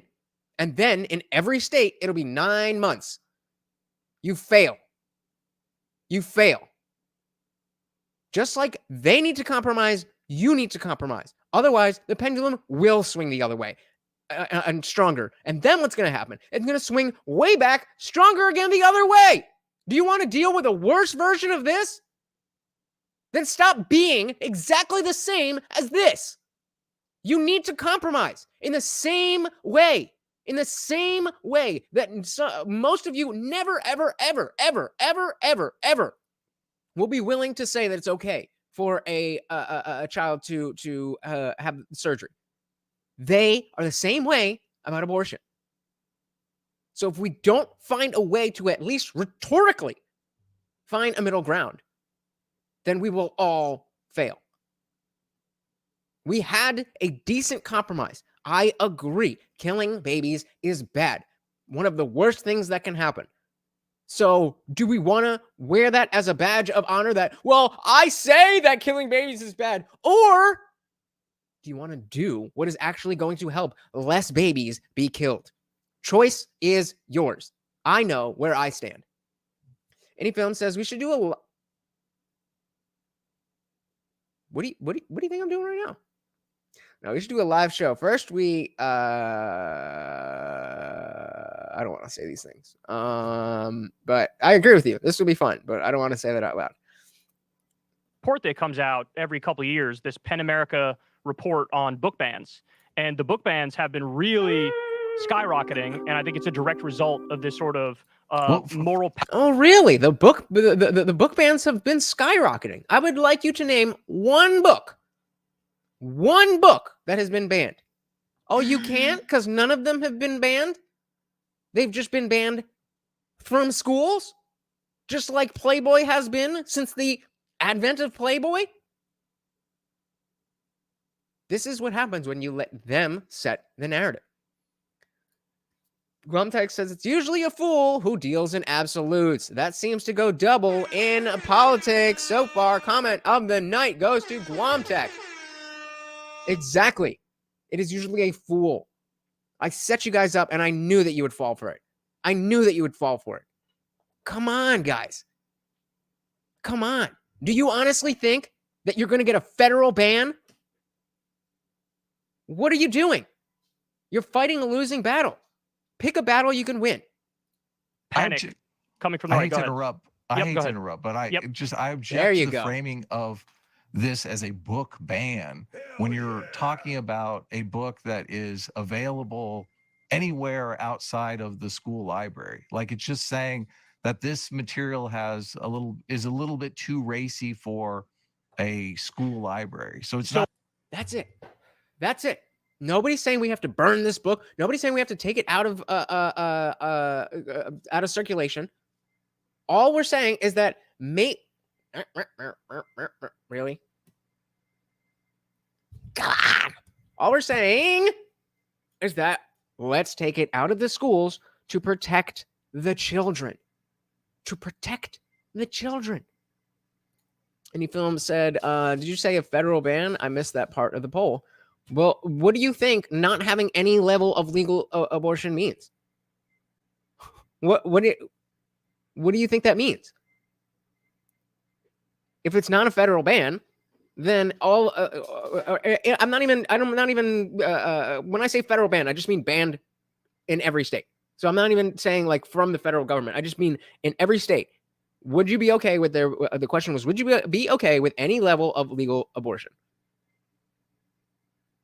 And I understand that you can interpret that as, I'm not okay with saying it should be at 20 weeks. But I even primed you guys by putting that poll out and then talking about the pendulum. So I understand. I'm with you guys. I don't think it's ever justifiable for that to take place. But we're not talking about we weren't talking about morality. We were talking about politics.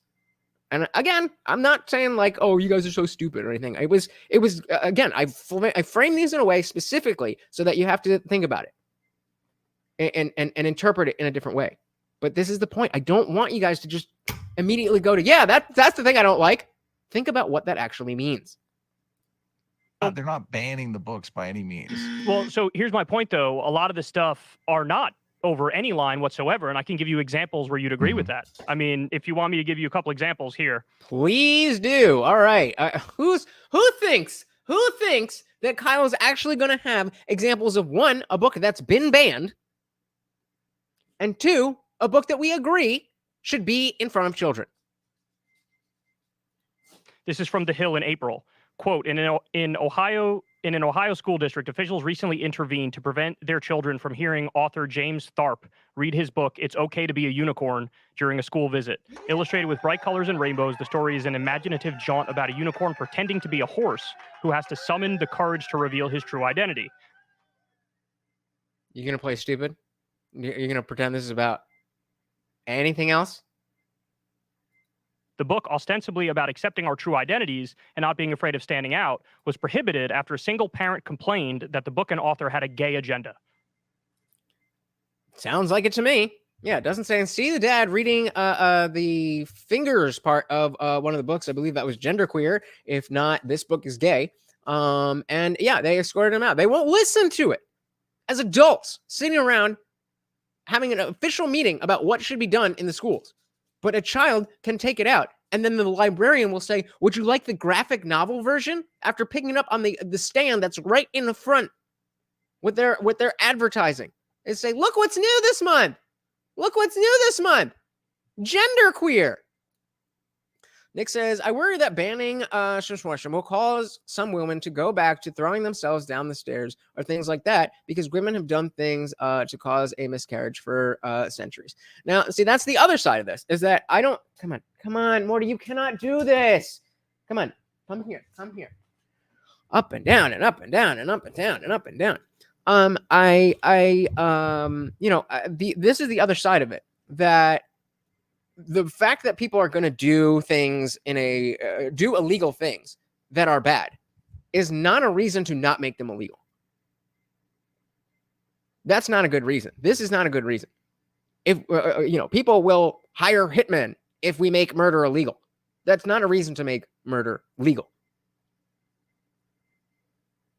But the point is that they don't think that way. And unless you want to lose to them, who are much better at coalescing behind a message, then we have to have some wiggle room when it comes to the politics. Even if your morality doesn't change, you don't have to say that killing babies is okay for you to say that it is reasonable to save the lives of as many babies as possible to find a line. Shout out to Indie Phil, the $10 super chat. Said your comment goes here. I'll count that as no question, no comment, just pure love of the game. Sorry, more. I'm not trying to tease you. I'm mirrored and that whole thing. On screen. There we go. And of course, that makes you the new sponsor of the stream. Thank you. What else does he say? Indie Film says, 1, women have always been crazy. And 2, but I think so. Thank you, sir. Very, very much appreciated. So yeah, let's see. Let's try him play off that this unicorn, this horse turning into a unicorn, which I'm sure the language is like, come on, we know. Was prohibited after a single parent complained that the book and author had a gay agenda. Well, I haven't seen the book, obviously, so I can't comment on that. Obviously, different parents are going to have different objections to different things. I mean, that's part of the democratic process. So, Sitch, you want to chime in on this? Well, I mean, I guess the issue, like with the book ban stuff, is, I'm assuming I'm sure books that we would all agree shouldn't have been removed from a school. But I'm assuming there's also books that we would all agree should be removed from school. Everyone points to, I'm sure you've seen a million times, they always share this like some genderqueer, just the tip. This book is gay. Engaging in oral sex or something. That was in one of these books. That was in genderqueer. This book is gay. Just the tip. The Gay BCs, Nick and Andrew, D's Big Nuts. Yes, these are all children's books that have been or can be found in school libraries or even the curriculum itself. Not just that it's available, but that is assigned that it is assigned. Melton My Media said there have always been books that are not allowed in school, but the books are not outright banned from public consumption. Exactly. Are you going down a weird road here, Dustin? Are you going down a weird road here? Is Gate coming up? I don't want to mess with none of that weird shit. No, I'm just messing with you. Mother Mommy said, but you can, yeah, Kyle, but you can still buy the book and read it to your kids. It's not banned. Exactly. No, D as in like the female name D-E-E. She's a squirrel. And she has big acorns. She's a female. I'm pretty sure she's a female squirrel, and she talks about D's big nuts. Why is that necessary? Why is that necessary? A lot of these schools, and there's some Toni Morrison books that were removed from a lot of school curriculums that featured, father raping his daughter and things of that nature. Which, I understand the artistic merit for some of these things, but I also understand a parent. Ooh, good line there. Good line. I understand there is artistic merit somewhere because there was a book. Oh, somebody, I know one of you guys will know this. There's a book, something with maybe flowers in the title. I don't remember, but it's like a brother and sister are kept in a room or the attic or something, and they end up having incest. And I don't think I read it, but it's part of the larger story, and it's not about that. That's just a part of the story. That's not what it's about. It's not necessarily wanting their child to learn about that in school. I understand what you're saying completely, but I would just counter with, in this report, they lay out the exact numbers as to which books are being banned, what's in it that's leading for them to be banned. 44% of them are banned for violence. There it is. Shout out to where is it? M169. Welcome to the party. Flowers in the attic. I knew it. So no, A Child Called It is about, I read that many times, maybe a little too close to home, but A Child Called It is about what's the kid's, David, whatever, and his mom just beat the shit out of him. But yes, Flowers in the Attic. That's the one I was talking about. Hey, we got, I'm terrible with names. Ruoni Kenshin. Welcome to the party over from Kick. Welcome. How am I? I am doing fantastic. How are you? Welcome to the party. Fortunately, the StreamYard doesn't have the Kick chat integrated, but I got you. You are part of the show, part of the party. Welcome. 38% are on mental health. Wait, I missed this. What were we talking about here? Exactly. I understand what you're saying completely, but I would just counter with, in this report, they lay out the exact numbers as to which books are being banned, what's in it that's leading for them to be banned. 44% of them are banned for violence. 38% are on mental health and bullying and suicide and substance abuse. 30% is sexual health. 30% is death. 30% is race. 26% LGBTQ stuff. They only say it's a total of 24% is about like sex stuff. The other stuff is... Who's they? And what is considered sex stuff? Or excuse me, like sex stuff? I've seen these books, Kyle. I've seen these books. So your polls about what people think is like sex stuff doesn't mean shit to me. I've seen what we're talking about. And again, none of these books are banned. Substance abuse. 30% is sexual health. 30% is death. 30% is race. 26% LGBTQ stuff. They only say it's a total of 24% is about like sex stuff. The other stuff is like violence, mental health, things involving death or teen pregnancy or whatever. So okay, and so how many books have been removed from schools? Because if we're talking about 300 books, and 30% of them are about, all of this stuff, then we still have an issue. It's good that we're getting, gratuitous violence and other inappropriate things out of the where children can find them. I'm not saying we should throw that on them.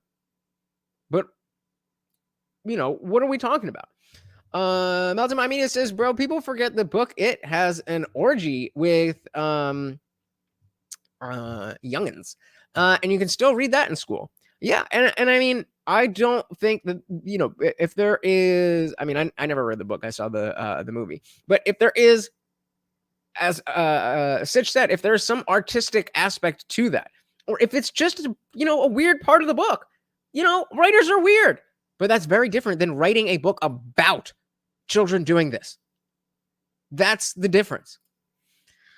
Definitely. And we were just talking about this in Discord, you know, about you know, like drag queens and stuff, and whether or not somebody was saying that the SB 12 bill, I think, what is that, Tennessee, that the wording is so vague that it could apply to the Dallas Cowboy cheerleaders. I'm like, okay, then change the language. People were trying to actually say that justifiably the cheerleaders should be in you know, in that category where, you know, because there's kids at the game that they can't have the cheerleaders. At the end of the day, if they get rid of the cheerleaders, I don't really care, because what people go to a football game for is football. What people go to Drag Queen Story Hour for is a sexualized person doing a sexualized activity. What people go to Hooters for is sexualized activity. What people go to a strip club for is sexualized activity. As long as that is the case, then we are talking about a difference of degree, not category. So it's really like we're trying to, like, you know, baby these kids who are coming to an age where they're going to have to start learning about not only crazy things in the world, but also, yeah, about their own bodies. I mean, I don't know about you guys. I started getting sex education in 6th grade in New York. Yep, it was 5th grade here, but Any Film brings up a great point. Sounds like he just burned down the whole don't say gay thing. If sex books are only 24%, then they are getting rid of bad books, not targeting gay. That's how logic works, my friends. That is how logic works. It's not complicated. Yet 39,000 people have watched this. 1 million people have clicked subscribe for him. Ask me again while we're talking about this again. M169 says, and at what ages are we talking about? I read Flowers in the Attic when I was in high school, but I didn't get the book in the school library. Yeah. Yep, that's why we make fun of it. And good point, Guantech. We want sex education, not kink education. We want a biological, academic understanding of how procreation works. Not, you know, you can take this and... What? No. Shut up! And even that maybe felt like it was a borderline, like maybe they should have done it a little earlier. Too already starting to experience some things. I mean, these kids are all on the internet. Like, let's be real. Yeah, To me, of course. Well, they're already seeing bad things, so let's just show them more bad things. What? Yeah, Krystal, that's what you just said. like, you know, Like, oh my God, like... we have kids, right? What's in the school library, which, by the way, they're never even going to look at, is like the least of my concern with my children's Yes. upbringing. Okay, fine. And you're allowed for that not to be a concern of yours. But just don't call me a bigot when it is a concern of mine. I don't call you a bigot for being concerned about things that I don't give a shit about. So why does it not work the other way around? Dustin says, I don't know what that says. Meldemai Media says, learn your kink in college when you're older than 17 with consenting adults. Yes, definitely. I think it speaks more, though, to what we're trying to get at, which is there is a moral panic on the right where there is a freak out about quote unquote wokeness, which encompasses a lot of things, including quote unquote transgender ideology, and has led to a lot of hysterical overreaction, which is translated into a lot of hysterical legislation, which is overtly like, and being struck down in courts as being against the First Amendment. I mean, a number of Ron DeSantis's laws have already been hit in federal court for, you know, violating people's First Amendment rights. If it was Democratic lawmakers, if it was Joe Biden doing the equivalent on the left, oh my God, would there be a freak out over the authoritarian crackdown on, you know, people's ability to say and do what they want? Exactly, Guantech. If it's not her concern, then why did she care if the books aren't in the library? It is her concern. She wants the books in the library. So as we are saying, you know, I mean, it's fine if you read this at home. We would just prefer that this is not accessible to children in the schools. That's book burning. That's book burning. Dare you? Come on. Well, Well- you're pitching the book bans as the right being authoritarian. Mm-hmm. And I just like you put these book bans, which like I Are said, not I don't bans. even really think it's a book ban. It's a book Mhm. prohibition in a public Mhm. school, okay, Mhm. which is more accurate. You put that up against something like trans women in sports, and it's not even on the radar. Not even comparable. Not even comparable. The amount of people whose lives are radically affected by a book that you don't even care about, what other people do, versus an entire sport, or really the entirety of women's sports in general. Ultimately, I mean, this is not a First Amendment issue. This is a parents' rights issue. Absolutely, absolutely. Like it's not even close. But wait, So how? Wait. I But mean, the whose number fault of is that? people I mean, the that numbers are kind of staggering. I There's was gonna say, 1,477 instances of books being banned in just 2022 and 2023. But again, as Indie Film pointed out, you were the one who said only 24% of them were sex books. So it means that there's a revolving door of books from all different types of debauchery that people are trying to push onto children. Most of those are not sexual books. Fine, according to your polls, your numbers, whatever. But can you not engage with the point that was just made? Oh, but I have numbers here. The numbers say the numbers, and the numbers are the numbers. So, you got to trust the science. He just made a very salient point about how these books not being in schools, what effect does that have? This was your original point about who's being affected more by the authority of the cultural right or the cultural left. And then Adam brings up a fantastic point, and you just gloss right over it. Look how he just glosses right over because it doesn't help. close. But wait, So how? I But mean, the whose number fault of is that? people I mean, the Whose fault is that? The people who are pushing trans ideology. That's who. numbers are kind of staggering. I There's was gonna say, 1,477 instances of books being banned in just 2022 and 2023. How is that relevant to the point that Adam just made? That's a 28% increase from the prior Yes, 6 months. And it includes like yeah. Holocaust books, man. There's a book, 2022, Mouse. It's a Yes, you story can- of his father's experience in a concentration camp. They banned that. Okay. Well, then it's not, as Indie Film said, then it's not targeting LGBT stuff then. Look, Kyle, you can get this out on a show, on a progressive talk show. I do. Yes, I do. And talk about it. But I'm just saying, the general public, the normie voter out there, is not. Stick to the, yes. This is when, when your point is glossed over, you stick to your point. Let him say whatever you're going to say. So I'm not sure if we, and then you come back, I'm not sure if you just heard what I said, because there's a pretty big point and then you were just kind of talking. So let me repeat it. Thinking about this stuff. But you know They're what? thinking about other issues. I like, agree, but that they're are also much more prevalent in their not- lives than this they're also issue. not So- thinking about Trans trans women people. in sport, Trans people are not on which their radar. affects like They're like, 3 what's a trans- people. All female athletes are. Anybody who's related to a female athlete is. Any parent of a female athlete who can't afford to send her to college is absolutely thinking about it. People who care about the sanctity of sport in general care about it. Just not the people in your circle. I mean, he said that was banned because it had a swastika on the cover. Of course, that should be, again, not banned, but taken out of schools. This is just a big cope session. That's all it is. person? I mean, seriously though, I Well, actually no, think if they hold have on. kids in school that are competing against trans women, I guarantee you they're thinking. Yeah, but thinking again, about- true, but there's hold 7 on. of them in the There's- whole country. Go I mean, ahead. they've There's 7 of who? There's 7 female athletes in the whole country? Count again. Go back to your polls. Go back to your numbers, because I guarantee you it is way more than 7 women playing sports. You moron. Yeah, that true. And yeah, any woman who cares about the sanctity of having a woman's only space, those are the people who care. So no, you're just wrong yet again. literally pass laws in some states where there's like 1 kid that this law is about. But when you have one, and then that is encouraged, What happens when you have one thing and then you encourage that thing? There's less of those things in the future, right? Again, what are you talking about? Now, unfortunately, that is the end of the debate, but they felt it appropriate to do a little post-mortem.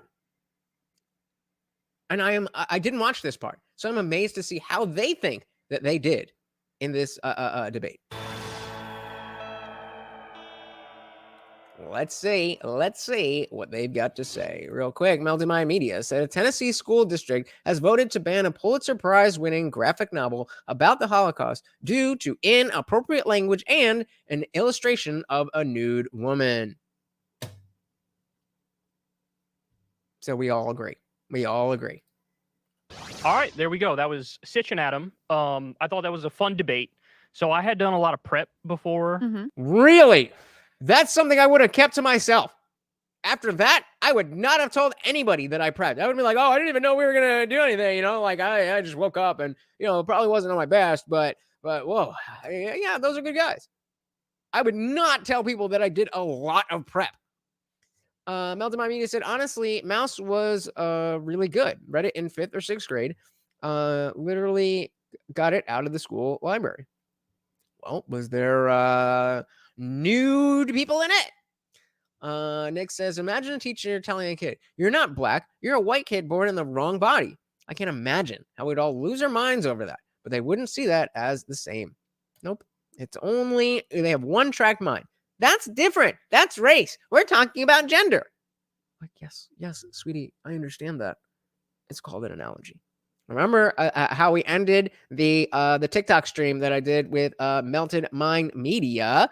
Definitely go check out his channel. The inability to grapple with hypotheticals or analogies is the clearest sign you will ever get that you are dealing with somebody who is not intelligent enough to have the conversation that you're having.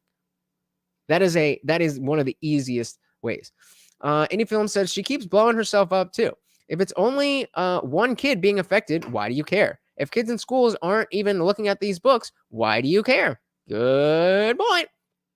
Hey, we got Hugh Janus in the building. Welcome to the party. So there were nude women in Mouse. I thought it was all anthropomorphic animals, although it does depict some of the horrors of the Holocaust that might be bad for little kids to see. A nude mouse? Like what? Yeah, right? That's exactly what I was thinking. What do you mean? Oh, but if they're anthropomorphic animals and they're wearing clothes in the universe and then they take off those clothes, that's still sexualized. But I mean, those are the fringe ones where, again, it's not about the sexuality. There's just a sexual aspect to it. And the same thing, it's different if you go to Drag Queen Story Hour for the sexualized activity. Whether the drag queen is wearing a full pantsuit and everything, doing drag in and of itself is sexualized. So you're going for the primary activity being sexualized. As opposed to the Dallas Cowboy cheerleaders, they are an ancillary part of the event. That doesn't necessarily make it any more or less appropriate in a vacuum, but the context does matter. So let's see. I do so much debate before, so much prep before this. Moron. All right, there we go. That was Sitch and Adam. I thought that was a fun debate. So I had done a lot of prep before the show because I thought, like, okay, I took the question seriously, right? Who's more authoritarian, the woke or the anti-woke? Yeah. Every example I could come up for with like woke people being authoritarian is like a comedian got canceled, a conservative speaker got kicked off of a college campus. That's because you live in an echo chamber. You know what I mean? And, you know, a good point you made is like maybe you could look at some of the censorship online for social media as some, you know, woke people going too far, whatever, banning the Hunter Biden stuff around the election. I think that's probably a good example of it. Yeah. But there was also really like, woke, but yeah, they banned Antifa accounts too and stuff. So I don't think that was purely like just wokeness gone too far. Yeah. But like every time I try to think of an example, another one I came up with was I covered a story recently, NYU, they had a anti-racism class for whites only. And I thought that was hilariously ironic, and also it was potentially a violation of civil rights law, which is hilarious. Amazing. Yeah, well, there's not a lot that when you bring this to its logical conclusion, there's not a lot that's a violation of the civil rights law. There's not a lot there. All of this comes down to segregation. So, like, those were the things I could come up with for anti-woke, for woke people being authoritarian. And I do think the instinct is authoritarian. It's nothing about allowing the government to steal your children and mutilate them. That didn't come to mind. No? Okay. Authoritarian left. It's about controlling. They're controlling because they want to bring about what they perceive as more social justice.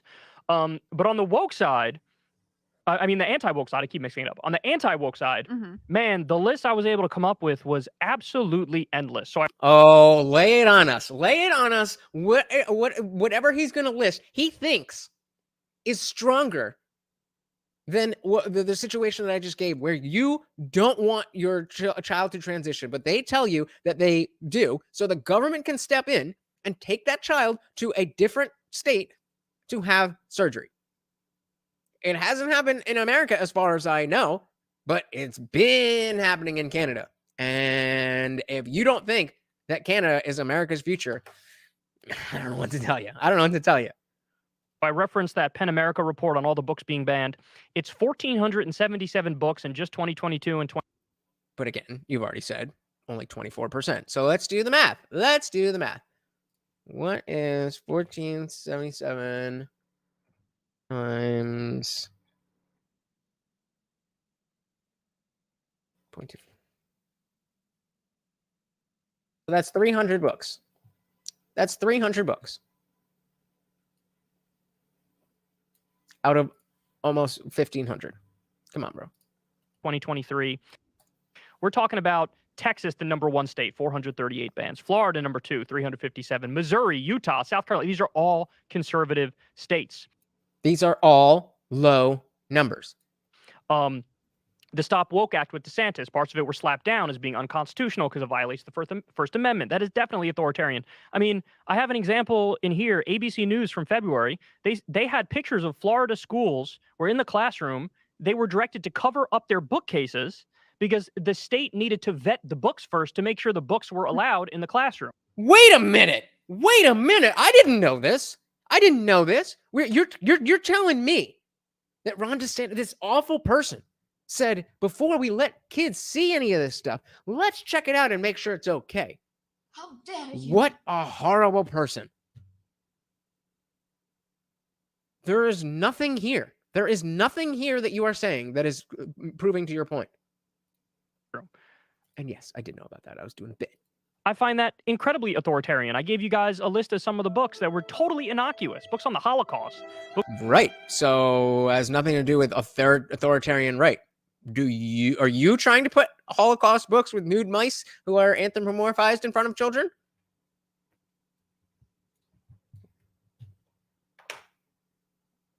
Comfy? Books on just like race. There was one book about like a female black basketball player who made it. That was banned. Yeah. There was this one. Okay, why? We found out why Mouse was banned. You can't just say, oh, it was banned, especially when you bring up the stat that is 24%. One woman in Florida, I forget her name. There was an article, I think it was a CNN article from about a year ago, where there's this one woman in one county in Florida who was on a crusade under the Stop Woke Act. All right, let's see. Shout out to Mountain Mind Media. What do we got here?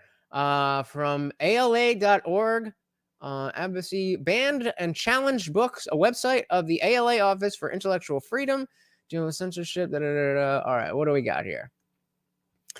Banned and Challenged Classics. The ALA Office for Intellectual Freedom records attempts to remove books from libraries and schools and universities. These titles are books on the red that have been banned or challenged. They have information. Okay, The Great Gatsby challenged the Baptist Church because of language. Okay, language and sexual references again from a Baptist college. Fair enough. Catcher in the Rye. I don't care about 1960. I only care about anything 2010 or later, if not 2015. Nope. Okay. Grapes of Wrath. Anything in this decade? Nope. Kill a Mockingbird. Anything in this decade? Nope. Okay, 2007. Because the N-word, right? I do actually remember that. Cherry Hill is not far from where I grew up. The Color Purple. 85, 89, 92, 85, 95, 96, 97, 99, 2002, 2008. Challenged in Burke County in North Carolina by parents concerned about homosexuality, RPA, and that. I mean, we can go on and on and on. These are all older things that, you know, have not been upheld because these are all books that I have been either assigned or have seen in the library when I was in school. So let's go. Let's see if we can go down to the bottom of the list, see if there's anything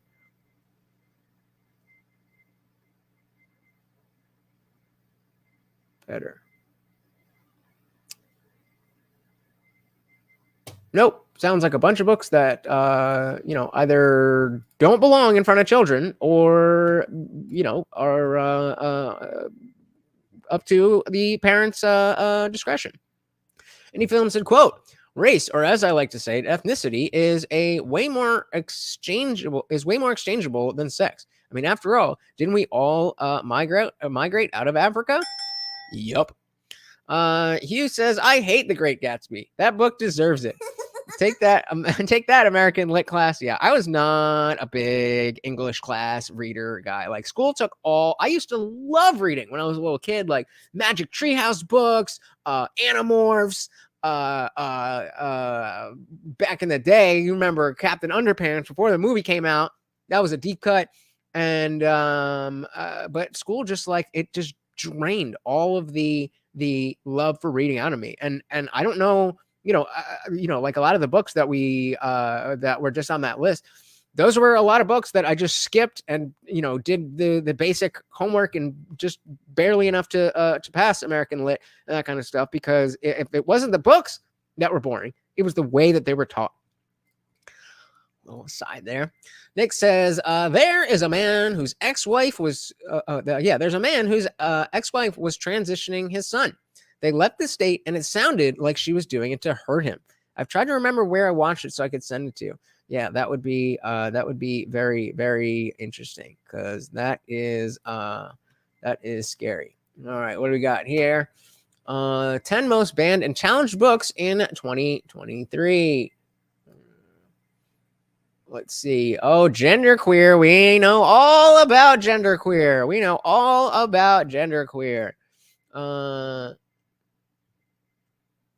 Where are we? Yeah, so that one, obviously, a Flamer. Another book challenge for its depictions of the LGBT experiences. Flamer is Flamer is a coming of age graphic novel. Despite challenges, and look, wait a minute. Are you telling me that these banned books have buy links? If I open this, I'm able to buy the book. That's a terrible book banning. Tricks. Many of the books challenged in 2023 have been challenged on grounds of sexual content, and that is certainly true of New York Times best-selling author Ellen Hopkins' Tricks, a novel about 5 troubled teens who fall into prostitution in their efforts to survive and make a place for themselves in the world. Available on Amazon, Apple Books, and Barnes & Noble. The Handmaid's Tale. Again, I'm sure we're familiar with that one from Hulu. Available on Amazon, Apple Books, and Barnes & Noble. Sold. Spares no words in describing Sold for what it is. An unforgettable account of sexual essery as it exists now. Where's the you know, I didn't hear about them telling how this is something from QAnon or whatever. We have Push by Sapphire. Why is this one banned? Sensation versus the first public in 96. Push has become an instant classic and perennial bestseller. It's routinely challenged in libraries. The brutal, redemptive story about an unforgettable young protagonist is how she learns to truly be herself and push sales on the strength of I don't know why this one's banned. The Bluest Eye. I told you guys this one was a real book. Hugh Morrison's best-known novel. This year, the biggest target was her first novel from 1970. 1970. So this isn't new. This isn't new. The Bluest Eye, which deals with a variety of difficult topics, including racism, ARPE, family stuff, infant mortality, and much more. When the challenges raised against the Bluest Eye often revolve around its sexual content, there is little doubt that the novel's straightforward depiction of racism plays a part in the frequent challenges brought against it. And where is it? Available on Amazon, Apple Books, and Barnes and Noble. This book is gay. Available Barnes and Noble, Apple Books, Amazon. Milk and Honey. The list goes on and on and on. And here we have our mouse title. Or cover. So argument completely invalidated from beginning to end. Indie Film said, quote, I'm a little behind, but I think every example of a, quote, leftist being authoritarian, we can maybe ask Andy No. What do you think about that? Are you telling me I should ask Andy No that? I don't know. But, yes, I would like to hear his thoughts. I said, yeah, it's graphic, all right. Indeed. M169 said, Nick is thinking of the case out of Texas. The wife moved the kids to California. They had twin boys. I think she wanted one of each. Just my opinion, though. That is terrifying. That is terrifying. Yeah, and these were all books that were removed from this year. So how dare we actually check these books out before we put them in front of children? Because it's not like, kids like learn from books or anything, right? I forget her name. There was an article, I think it was a CNN article from about a year ago, where there's one woman in one county in Florida who was on a crusade under the Stop Woke Act, I think it was, and she got like dozens of books banned just on her own. Yeah. Right? And then you also have an American hero, an American goddamn hero. And he said it was referring to Andy getting targeted and beat of Antifa because of his written articles. Yeah, it's not just the written articles. It's the fact that he actually will go out there and get footage of them doing all of the things that they pretend that they don't do, that they want you to think that they don't do, that they're just a decentralized group of people fighting fascism, blah, blah, blah, blah, blah. No, the fuck, you're not. This was part of my research as well. In the wake of George Floyd, there was these Republican bills that popped up all across the country, which basically criminalized protest. Now, they did it under the guise of, hey, some of the protests turned violent. It was riots. Now, I'm anti-riot. Anybody who's reasonable doesn't want businesses being burnt down that have nothing to do with any sort of injustice anywhere, right? Where were you on that in the summer of love, 2020? But these were absolutely overreaching bills. Here, I'll give you an example. Republican legislators in Oklahoma and Iowa passed bills granting immunity to drivers whose vehicles strike and injure protesters in public streets. And why is that, Kyle? What they just randomly were like, hey, you know what would be cool? Let's make sure people can run people over with their cars. Is that what led to that line of thinking? Or was it a bunch of people like we just saw this past week where they would block traffic and then they would surround the car and the people wouldn't know what to do. And so they would drive off and people would get hurt in the process and through no fault of the driver because people were crowding their cars. But yeah, let's just leave that out. That's not really relevant. So insane. A Republican proposal in Indiana would bar anyone convicted of unlawful assembly from holding any state employment, including elected office. A Minnesota bill would prohibit those convicted of unlawful protesting from receiving student loans, unemployment benefits, or housing assistance. I mean, that's crazy. What are we talking about here? We're talking exactly what Melted Mind Media just said.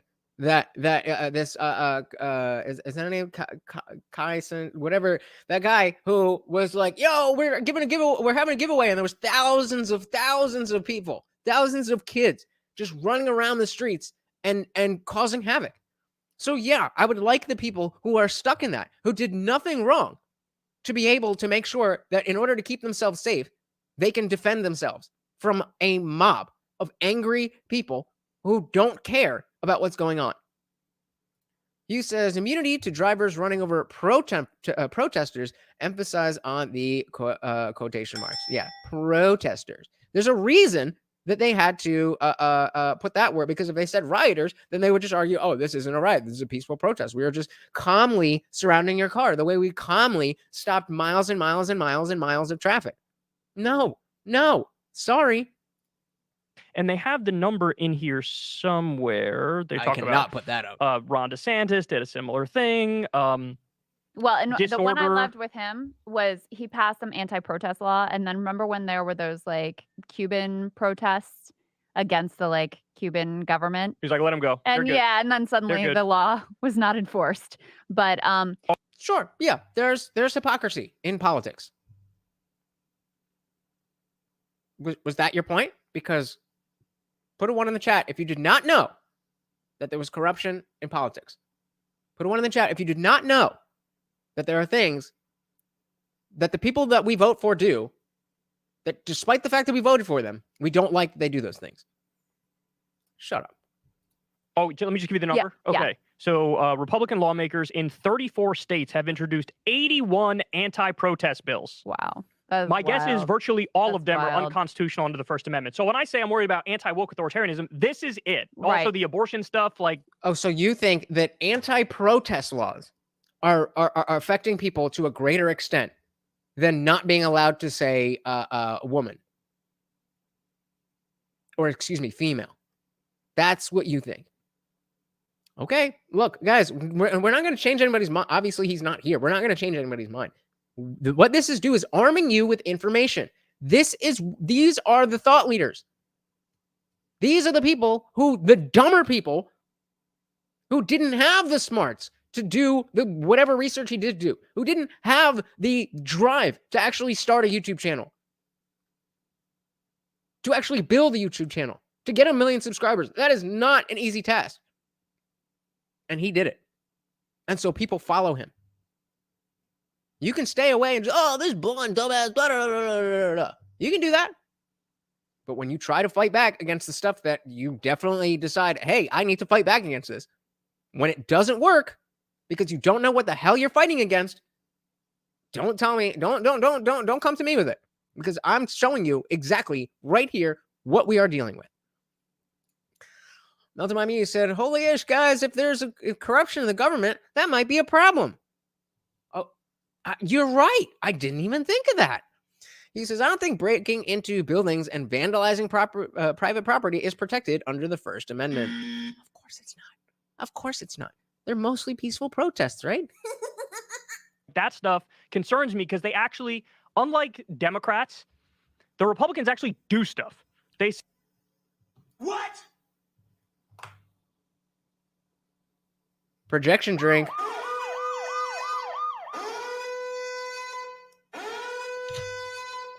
Unlike the Democrats, the Republicans actually do stuff.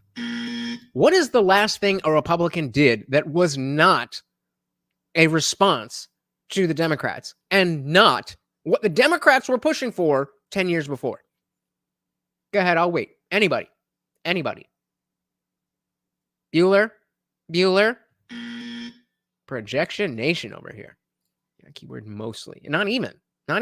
Like, Nick says, that's new to Melton Mine and myself. Sorry, no, smart ass or bummed ass. Good one. Say we're going to do X, Y, and Z, and they do it. Right. And I don't agree with those things. Right. Well, there were the number of, first of all, I really enjoyed that. And I think those guys are great. And I enjoyed the back and forth with them. I think they made some good points. One of the points they were making is, the laws are like not great, but those laws only affect a small number of people, whereas the culture affects everyone. Right. Like we all have to live in this culture, and everyone's going into work, and they're all afraid. I don't want to like say the wrong thing. I'm gonna get fired, whatever. But I no longer think that it's fair to say the right wing effort is just on the legislation front. Now they may have somewhat less cultural power, but they certainly are doing. For now, it's coming, sweetie. You just wait. That's a good still right there. I mean, Say what you will about Kyle and his blonde hair, but he gets to wake up next to that. Doing their darndest to Their impact the darndest. culture as well and have their own culture of cancellation too. And I think the Texas A&M thing is a perfect example. I think libs of TikTok going out and finding like whoever to cancel. Going out and finding whoever. I don't know if you know how TikTok works, sweetie, but you don't have to go out. Let me show you what going out means when it comes to TikTok. For those of you who don't know, maybe you are stronger in your mind and never downloaded it. But this is what did she say? Going out and finding whoever. Oh, look, I found somebody. I went out and looked for somebody. That's all that Raya of Libs of TikTok does. She scrolls through, they post this shit, and she just screen records it and puts it on Twitter.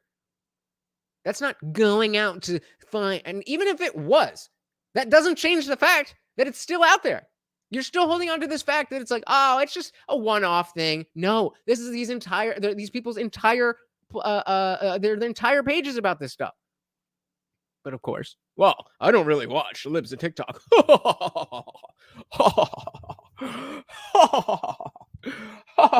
But let me tell you exactly what it is and what it isn't. Doesn't work like that. Doesn't work like that. Sorry. Well, my media said I'm good on that. If I have to deal with this kind of dumb, I would not. I'd rather not wake up at all. Stop the fucking cap. Stop the cap. Somebody screenshot this. Somebody screenshot this. You're going to tell me that you would say no to that? Get the fuck out of here, you lying little bitch. Cancel, etc. I think, all the various freakouts about the movies that come, oh my God, Little Mermaid is black. We can't, we gotta boycott, whatever. These are all attempts to use this like authoritarian tactics with regards to the culture too. Okay, so those are the authoritarian tactics. So let's do one last poll. Did you specifically boycott, what is this shit called? Little Mermaid. Because of race. Oh, if you didn't see it, then you did not specifically boycott it. If you did see it, then obviously you didn't boycott it. If you were going to see it, but you didn't see it because of the race, that is the only situation in which you would hit yes. Talking about hitting quit. Yeah, I never said get married to her, but I'm just saying I wouldn't be mad waking up next to that.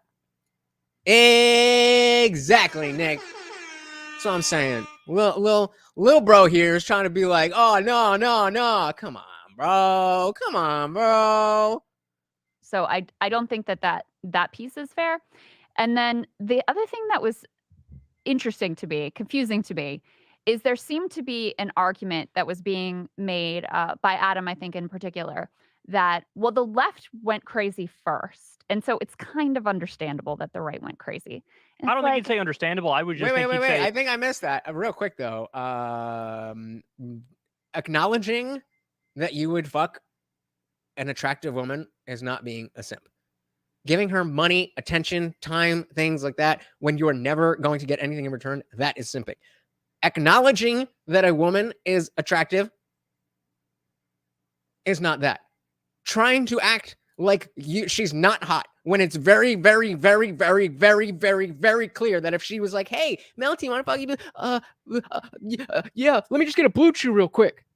Come on, bro. So this is my red pill arc. A little bit late, but all right, fair enough.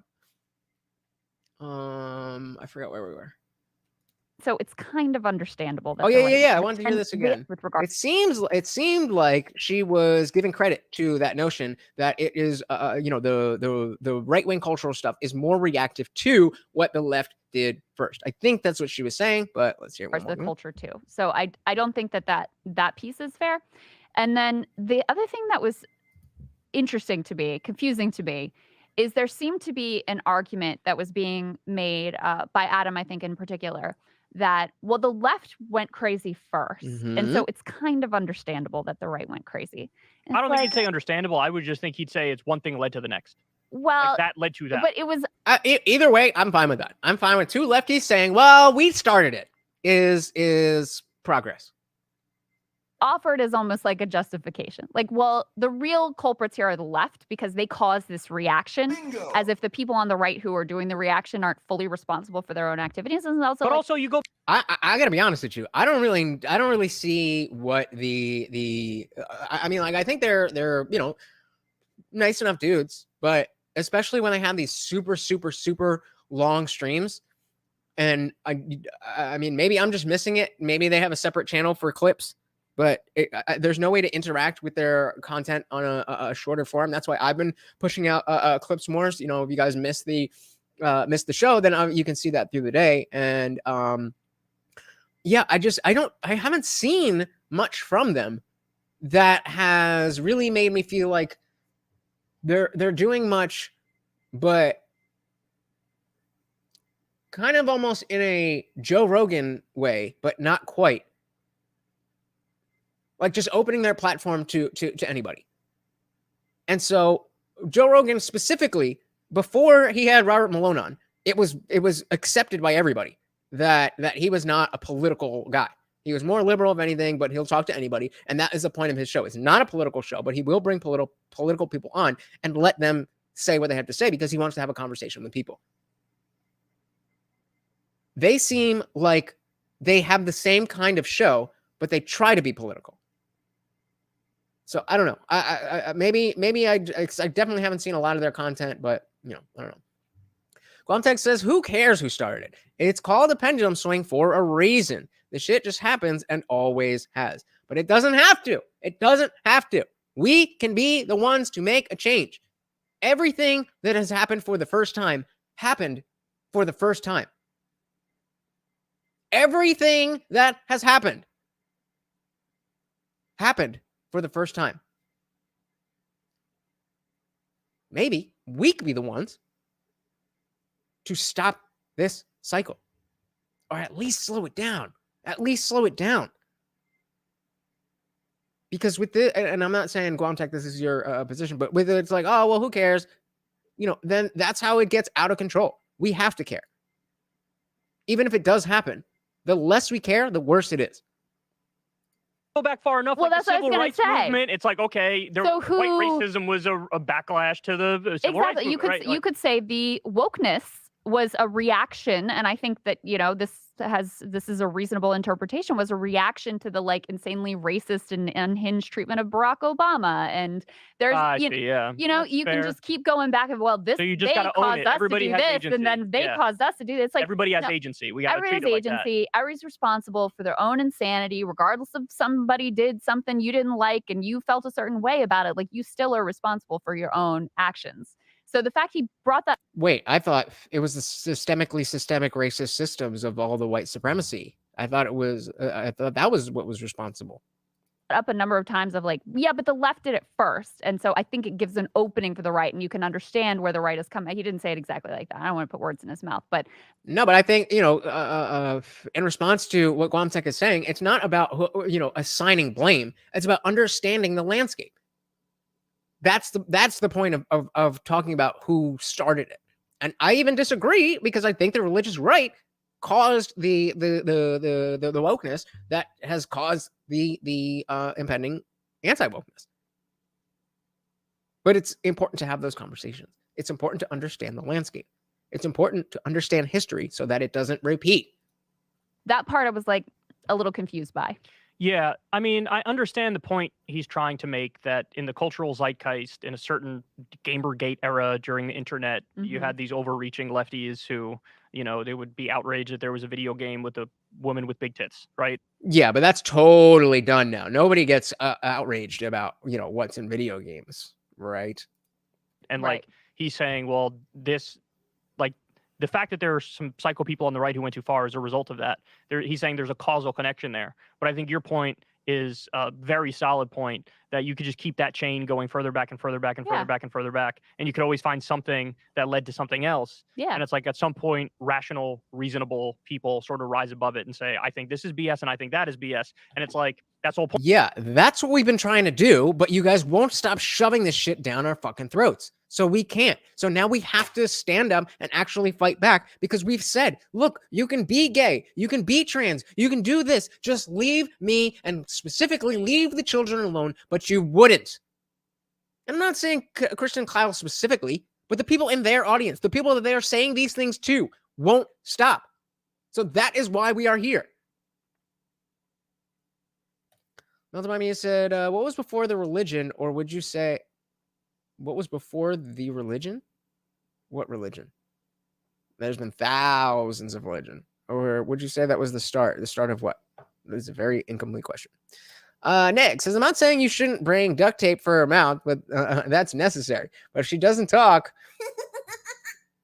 I mean, this is, I'm just letting you know, guys, that if I'm watching this replay, you all look like losers. You're trying really, really, really, really hard to say that you wouldn't fuck an attractive girl. I'm just saying it's weird. Point of being an enlightened centrist, right? It's like, from their perspective, this is how they view it. It's like, we're going to try to find the truth and sort of get through all the partisan BS. And yeah, I mean, I thought it was a very fun debate. I think it's an interesting topic. I think the biggest disconnect comes from the fact. All right, before he goes into that, so Melty was saying, what was before religion, or what would you say was the start in regards to the pendulum swinging? So I mean, I honestly don't know. I would have to imagine that it was some type of, it wouldn't be anything that looks like our political landscape today. It would be way before any of these things, anything like religion, anything like society was established. There would have always been a disparity of the men in the tribe who got more, who were more capable, who were this, that, whatever, and then the ones who were in a different position. And because they're in different positions and they see the world differently, then their worldview and what they think should be done, how they think things should work, would be different.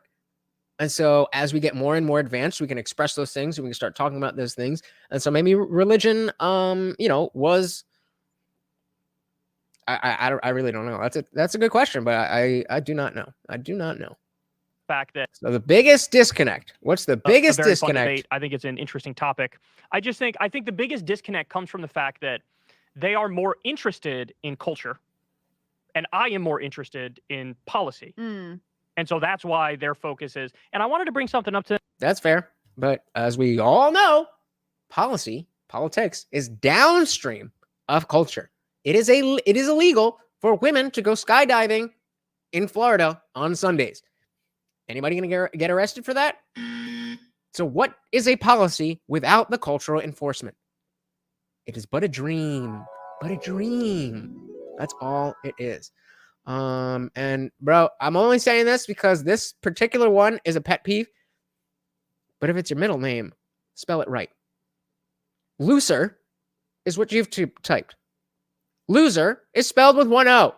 Everyone everywhere on the internet gets that word wrong. How is that possible? Sorry, that was just a little conniption within my own shit. Context says goes all the way back to ancient Greece, if not further. Yeah, I mean, it goes back as far as humanity, and it would develop with our ability to communicate. So before there was a thing that was the thing, the notions of control and differences in that control have always existed. That's just part of humanity. That's just part of the game. Them at the end, but I totally forgot to do it, and I had it jotted down on my notes here. But and I don't know, maybe they could, if they watch this, maybe they could do a reaction to it on their own channel. But I was gonna say, like, I like their content. I watch their content. I definitely think they're honest when they say that they're centrist. But I wanted to bring up to them this concept that I came up with, which is there are your nominal politics and your effective politics. And you can nominally be a centrist. Yes, my label is a centrist. Yes, if you ask me my positions, I'll run through them, and they fit into the centrist box. Okay, so we're talking about nominal, and what did he say? Nominal and effective? And I think themselves as center left too, don't they? Well, Adam said that. I think the general interpretation for most people is that Sitch is center left and Adam's a little more true center, or maybe center right even. Mhm. Basically, Sitch is a little to the left of Adam is the general perception. But if Okay. you ask them, they might both say, no, I'm center left, right? But the point I was going to make to them is, okay, those are your nominal politics. If you check off the boxes, that is where you fall. Okay. But the impact of your content, because they focus a lot on wokeness, Mhm. does that, I don't want to say mislead the audience, but does it leave the impression with the audience that if all you're doing is beating up on woke people all day and woke people are associated with the left, are you attracting more of just a right-wing audience? Well, yes, but when the left-wing issues are bigger than the right-wing issues, then you cover the issues that are bigger. And if that happens to put you in a right-wing box, then the only reason that matters to you, if you care about what the label is rather than fixing the issues. It's the same thing that happens with me. I always consider myself center-left. Center-left. I don't, we could go down the list, but you guys know what the disaffected liberal, politically homeless position is. And like that exists, but it is still a valid position. So if your position puts you more to the right or to the left, then it doesn't make sense for you to change your position or change what you're saying so that other people think that you're what you want it to be in your nominal politics. So regardless of that differentiation, it's irrelevant, because if you believe they are in good faith, if you believe they're being intellectually honest, if you believe they believe what they're saying, then what their nominal politics are should be irrelevant. That, you're telling them what they want to hear, even if your intention is not to sort of feed into that. Yeah. Does it kind of feed into that? Yeah. And we've seen this, and that's not to say they're doing anything wrong. It's their show. They do whatever the hell they want to do. They could talk whoever they want to talk on whatever issues they're interested in. That's a fact, right? Oh, based Kyle, allowing other people to say what they want to say, as liberal elites typically think that they are entitled to do. But I'm just curious if they're aware of that dynamic, because I had to grapple with that same thing when it came to my own audience, where I fed too much into the doomerism and the nihilism on the left and the dead-end approach to try to get like a third party or something in order to win an election, which is not possible unless you totally change the laws and the structure of the country, get rid of first past the post voting, do ranked choice voting. A stupid conversation until we get to that point, right? I had to grapple with that I was attracting a particular kind of person who's incredibly nihilist, incredibly doomerist, thinks it's virtuous to do nothing and just throw stones from the sidelines at anybody who's trying to make any positive change. Yeah. And so it's like, doesn't matter that I'm nominally like, I mean well, I'm a lefty, I'm trying to get these policies implemented. If my actions in the world are creating people who are doomer and nihilist and have checked out of the system, I'm not doing something that's a net benefit. Unless you are, unless that your actual position that this is what it is, this is what it is, this is what it is, and those people feel that that's doom and gloom, then what are you suggesting? You started lying and stopped talking about the things that you thought mattered because you wanted to make your audience happy? Sorry to all of you, but I'm not going to do that. So this is what you get. And I can't do anything about that. And I'm not going to do anything about that. So you might not like everything that I say, but you can be damn sure that I mean it when I say it. I'm actually creating more of a problem. And so you have to grapple with that as a creator, is like, who am I attracting? Why am I attracting these people? And what messages are they taking away from it? Right. I think and that's totally fair. I completely agree with that part of it. But if you're saying that I'm saying what I truly believe in my heart and my understanding of the world, as I continue to get a better understanding of the world, I am just giving my opinions. I'm having conversations with people, so on and so forth. And it is leading people to think this thing. Then, oh no, that seems to be the reality of the world. This is a more liberal idealism in and of itself, that you can just change the words around and that will change reality. No. Reality is reality. If it's not a good time in our history, then no amount of words is going to change to make that better. It's the actions behind the words that will actually change things. So if you truly care about changing things, then don't worry about what's making people happy, what people like. Do what needs to be done. Be a fucking man instead of a little bitch. We all, as content creators, need to be careful to, if you truly are, hey, I'm a centrist in this way, okay, your content should reflect that in a way where it's more likely people who are of that variety and that flavor are in your audience and they take the message from it that you want them to take from it. Right. So if that's not happening, then maybe you aren't who you think you are. Maybe you aren't this positive guy, and that's okay. But don't pretend to be that positive guy because you want to be nominally that positive guy. No, I think, things are... That doesn't help anybody. Just do it!